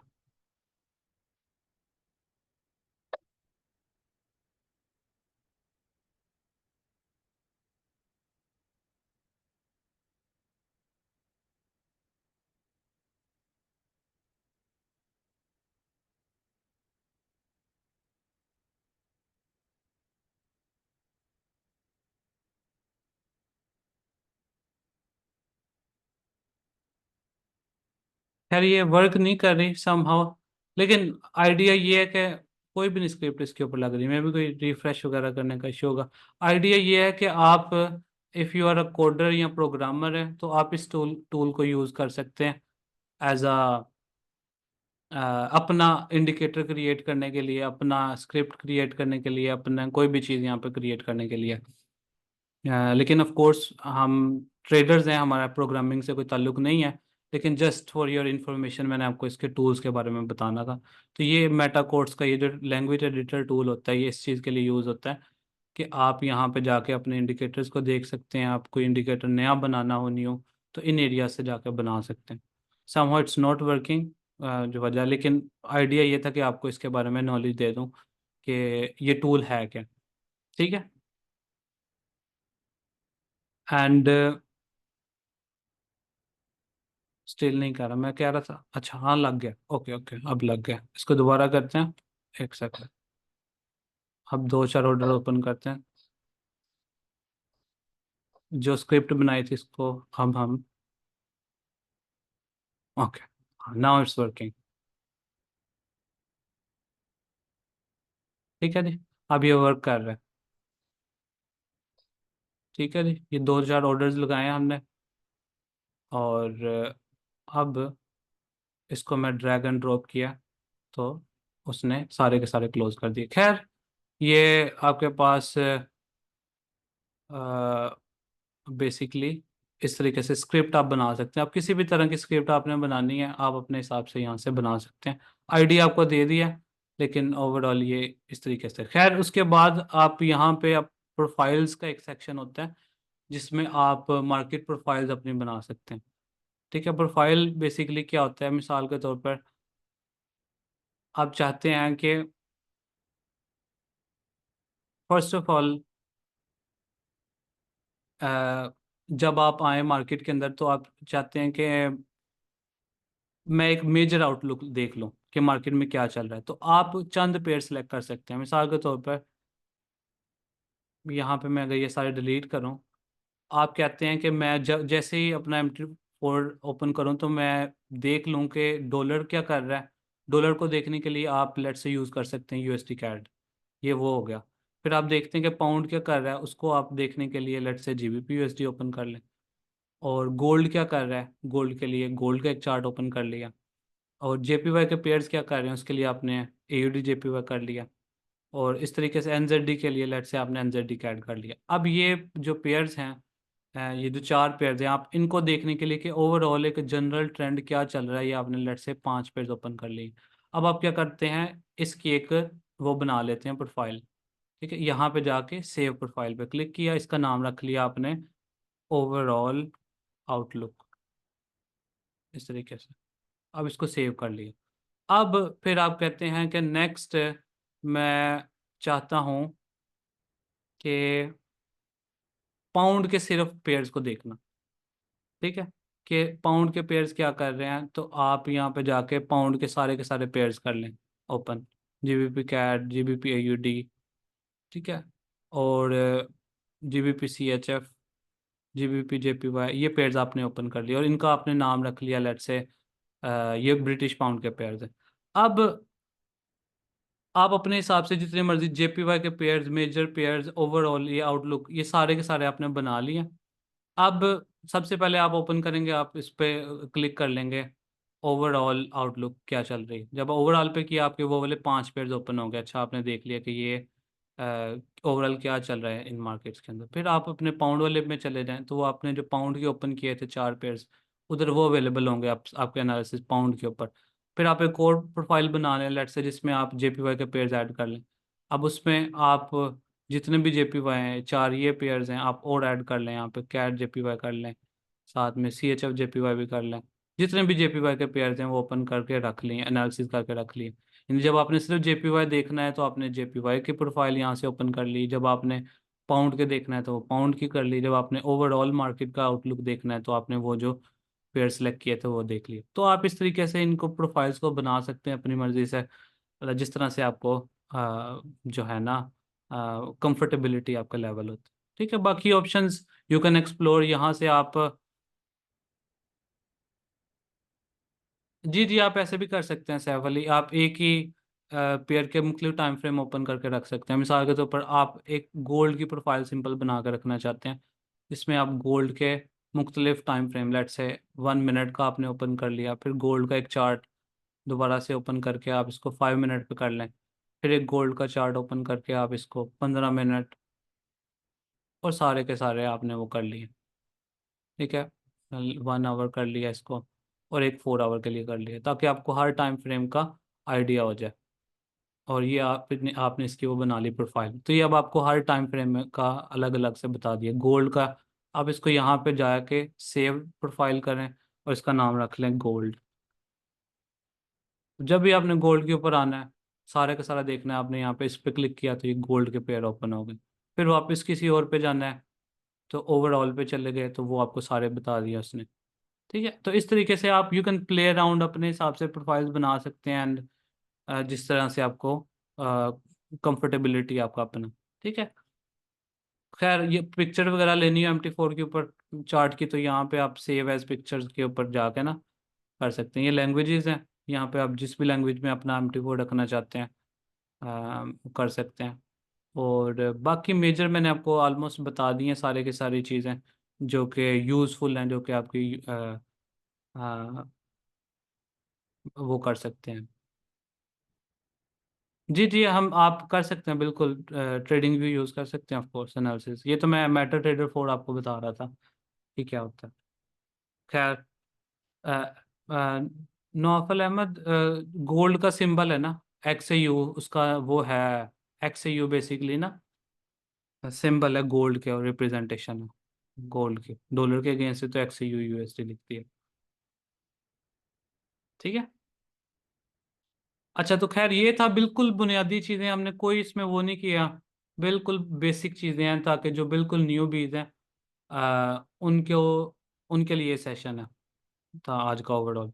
और कल के सेशन में भी, जो नेक्स्ट सेशन होगा उसमें भी हम बेसिक्स ही क्लियर करेंगे ओवरऑल। और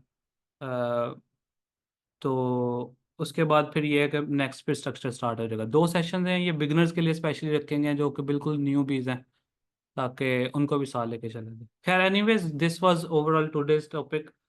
उम्मीद है आपको समझ आई होगी। अगर किसी चीज़ की आपको नहीं समझ आई तो आप पूछ सकते हैं। नाउ वी हैव टाइम, मैं आपके चैट ओपन कर रहा हूँ। If you have any question, कोई बात नहीं समझ आई, आप पूछ सकते हैं। रिकॉर्डिंग आ जाएगी आपके ग्रुप के अंदर।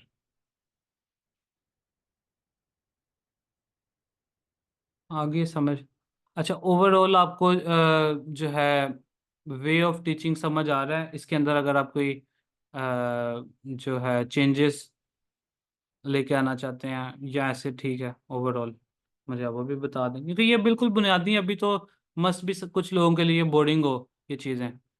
अ, लेकिन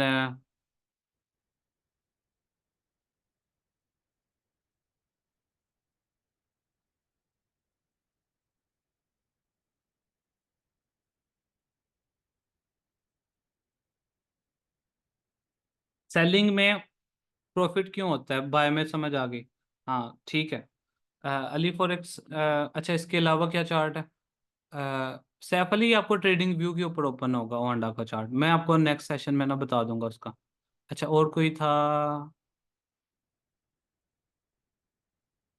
ठीक हो गया। अच्छा अली फॉरेक्स, आपका जो क्वेश्चन है ना कि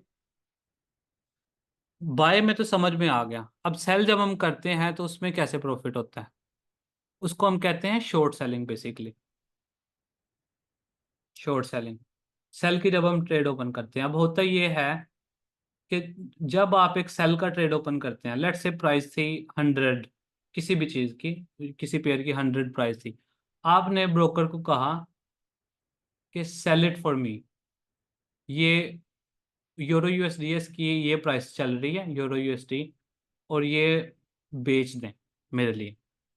ठीक है, तो वो क्या करेगा, जो भी आप लोड साइज सेलेक्ट करेंगे उसका, अब आपके अकाउंट में तो वो नहीं चीज़ पड़ी हुई ना, आपके पास सिंपल डॉलर है। तो ब्रोकर के पास जो खुद से अवेलेबल लिक्विडिटी होगी, अवेलेबल यूरो यूएसडी का पेयर मौजूद होगा, उसमें वो खुद से सेल कर देगा अपने पास से। अब अगर तो 100 से प्राइसेस डाउन साइड के ऊपर जाती हैं, अब आपने ब्रोकर को कहा 100 पे बेच दें, ये बिल्कुल ऐसे ही आपके पास एक मोबाइल है और उसकी कीमत है लेट से 100 रुपया, 100 रुपीज उसकी प्राइस है, आप उसको बेच दें, यू सेल इट 100 रुपीज का, और वो प्राइसेस जब डाउन साइड के ऊपर जाए 90 की, तो आप उसको दोबारा से खरीद लें उस चीज़ को। अब वो जो चीज़ है वो तो आपके पास वैसी की वैसी रही है जो आपका फ़ोन था, लेकिन आपका जो 100 रुपये का था, आपने वही फ़ोन दोबारा अब 90 में खरीद लिया है, यानी 100 का बेच के 90 में दोबारा खरीद लिया, 10 रुपये का आपको प्रॉफिट हो गया। अब इधर क्या होता है, सिमिलरली यहाँ पर भी जो ब्रोकर है, अब ब्रोकर ने आपसे क्या चार्ज करना है, यूरो यूएसडी उसको चाहिए वापस, सिर्फ जितना आपने बिकवाया है उसका। आपने उसको कहा कि 100 की प्राइस पे बेच दो, और अगर प्राइस वैसे ही नीचे गई 90 के ऊपर चलेगी, अब आप कहते हो ब्रोकर को मेरी ट्रेड क्लोज कर दो। क्लोज करने का मतलब है इसको बाय बैक कर लो, दोबारा से खरीद लो। अब वो क्या करेगा, यूरो यूएसडी दोबारा खरीद लेगा, लेकिन इस वक्त अब ब्रोकर ने जो खरीदा है वो 90 रुपये का उसको पड़ा है, बेचा उसने था 100 का। अब ब्रोकर को उसको यूरो यूएसडी भी मिल गया, और आपको जो कीमत पड़ी है, आपने 100 का बेच के 90 का दोबारा खरीद लिया, 10 का आपको बीच में प्रॉफिट हो गया। सिंपली ये शॉर्ट सेलिंग है। ब्रोकर को यूरो यूएसडी मिल गया और आपको आपका प्रॉफिट मिल गया। अगर ये ऊपर चले जाता तो आपको उतना लॉस हो जाना था। मुझे बताइए, क्लियर हुआ है?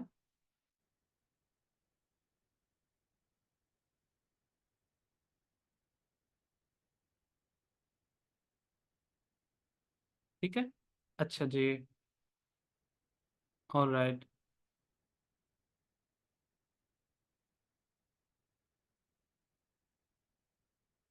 कैसे? For now you have access in the class, for now आपके जो भी क्वेश्चन हो, you can always ask to clear things up, doesn't matter how many times you want ask. ठीक है, अच्छा, जो मार्केट में किसी भी कंट्री के किया है, मार्केट मूवर्स नहीं कहेंगे या नहीं, उनकी ट्रेड भी मार्केट में असरअंदाज नहीं होती। वो फॉरेक्स मार्केट में नहीं ना होगी, वो उनकी अपनी मार्केट्स में है, जिस जहाँ पे वो ट्रेडिंग कर रहे हैं वहाँ पे होगा। Thank you Dilawar Khan, thank you very much.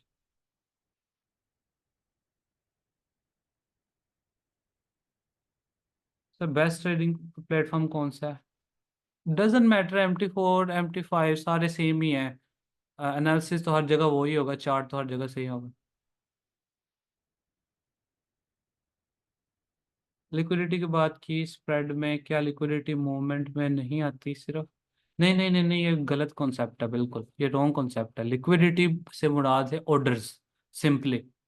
ठीक है, आपने बाय करना है ना, तो आपको सेल की लिक्विडिटी चाहिए, यानी सेल का ऑर्डर चाहिए। अगर आप वहां पे बेचने, जैसे आप कोई भी पीस ऑफ लैंड बाय करना है, so you have to have a seller ना वहां पे, तो वो आपकी लिक्विडिटी है, सेलर समझ लें। लिक्विडिटी से का जो मेन मतलब है ना, तर्जुमा अगर हम करें, वो है ऑर्डर्स। ठीक है, जैसे ब्रोकर को लिक्विडिटी प्रोवाइडर एलपीज होते हैं, मुख्तलिफ एलपीज होते हैं, वो लिक्विडिटी प्रोवाइडर करते हैं, वो करते हैं। अब स्मार्ट, वो जो स्मार्ट मनी की लिक्विडिटी है ना, कि उन्होंने जब बाय करना है, अब उनको बड़ा सेलर चाहिए उसके अपने ऑर्डर के मुताबिक। अगर उन्होंने 10 बिलियन बाय करना है, तो 10 बिलियन सेल भी होना चाहिए ना वहाँ पे ऑर्डर, तो बाजू का नहीं होता वहाँ पे। तो फिर वो डिफरेंट वेज यूज करते हैं to find that seller. Sellers को फिर ट्रैप किया जाता है, दिखाया जाता है कि मार्केट सेल होने वाली है, लोग सेल करते हैं ताकि उनका ऑर्डर अपना एग्जीक्यूट हो पाए। वो हम बड़ी डिटेल से आगे चल के पढ़ेंगे लिक्विडिटी को, तो वो लिक्विडिटी क्या है। लैपटॉप या कंप्यूटर बेस्ट है मोहम्मद जमील, क्योंकि वो आपको थोड़ा सा ज़्यादा एक्सेस हो जाता है, एनालिसिस बेस्ट हो जाता है, मोबाइल पे नहीं नजर आएगा। यस।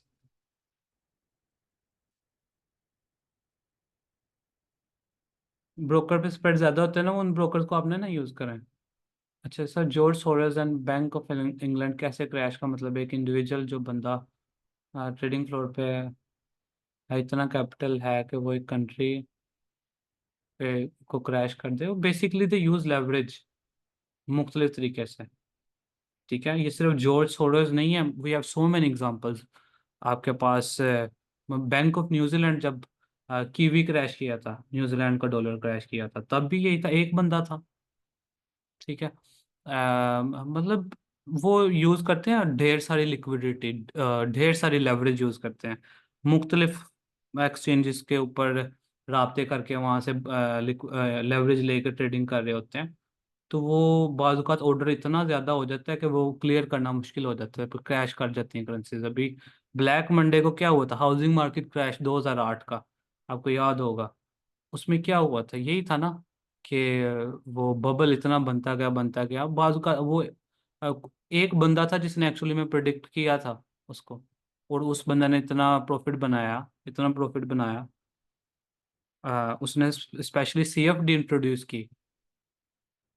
ठीक है, जो कि उनको सिर्फ कॉन्ट्रैक्ट फॉर डिफरेंस बनवाया गया उसके लिए, सिर्फ उस बंदे के लिए, मुख्तलिफ बैंक्स के साथ, कि हाउसिंग मार्केट नीचे जाएगी तो प्रॉफिट हो मुझे, ऊपर जाए तो मैं पे बैक करूंगा खुद से। तो एक बंदे ने फिर रिस्पॉन्सिबिलिटी इतनी उठा के इतना प्रॉफिट बनाया था। तो of course they use leverage, multiple exchanges की बिलियंस ऑफ डॉलर्स की लेवरेज यूज करते हैं वो। स्मार्ट मनी में होते हैं ऐड लोगों के, हम इसलिए प्रॉफिट में होते हैं, हमारे एनालिसिस और वे ऑफ ट्रेडिंग उनसे मिलता है। यस, ऐसी है ना। आपने ये वे ऑफ थिंकिंग देखना है ना, स्मार्ट मनी क्या सोच रही है, किस वे में वो लेके जाना चाह रहे हैं प्राइसेस को, और कहाँ से वो लिक्विडिटी ग्रैब करेंगे। उन चीज़ों को सीखेंगे तो फिर आइडिया होगा।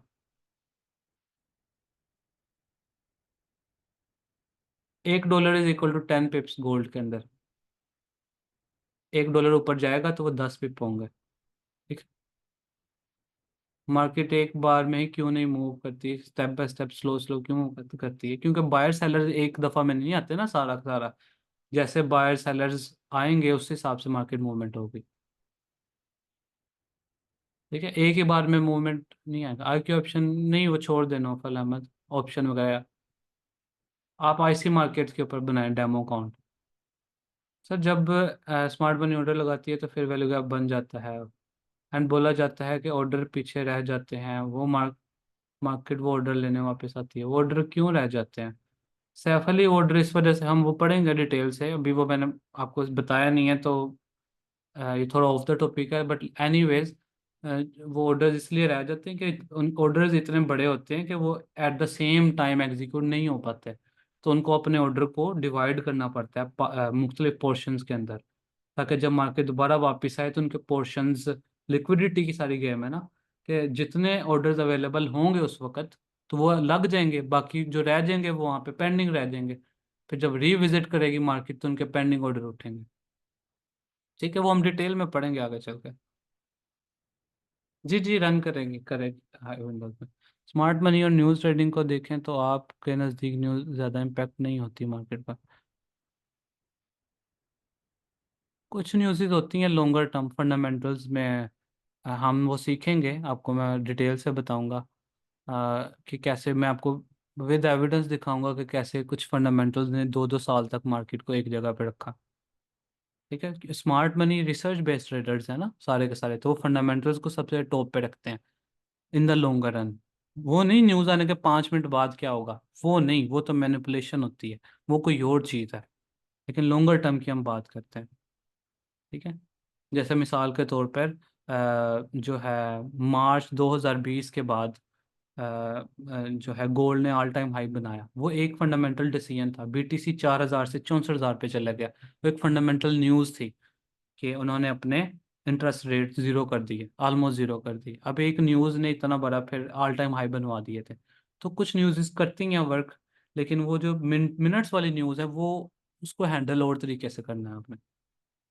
स्मार्ट मनी को बोर्ड चलाते हैं? नहीं नहीं नहीं, स्मार्ट मनी बैंक से बोर्ड नहीं चलाते, पर वो रिसर्च बेस्ड रहता है।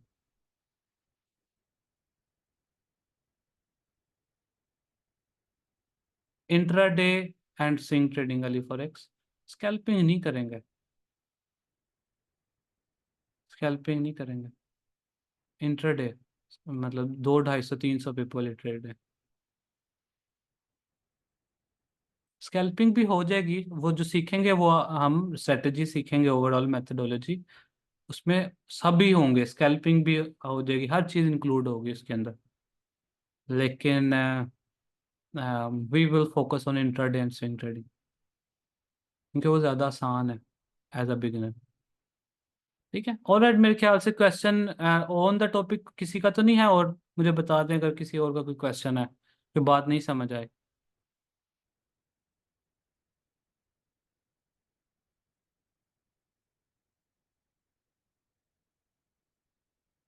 ठीक है, ठीक हो गया, जबरदस्त हो गया। So alright everyone, thanks for tuning in, this was, ना ना ना ना, क्वेश्चन आप जितने मर्जी पूछें अली फॉरेक्स। आप जस्ट नोफाल आईसी मार्केट लिखे हुआ मिल जाएगा।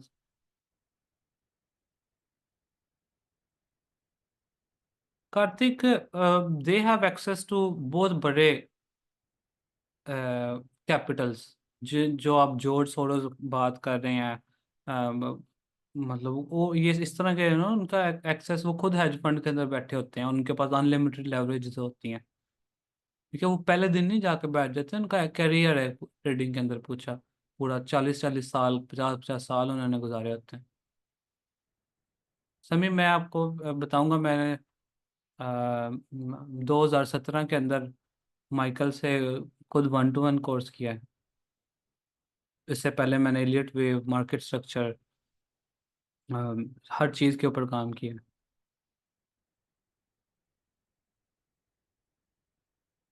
वो लास्ट के ऊपर आएंगे अली फरक। IC markets, Naufal Ahmed, Naufal Ahmed, IC markets है। ठीक है, आप उस पर एक डेमो अकाउंट बनाएं, और जो जो चीज़ें हमने देखी उसको एक्सप्लोर करें। ठीक है, all right everyone, thanks for tuning in, have a really great night ahead, and I will see you in the next one. Good night.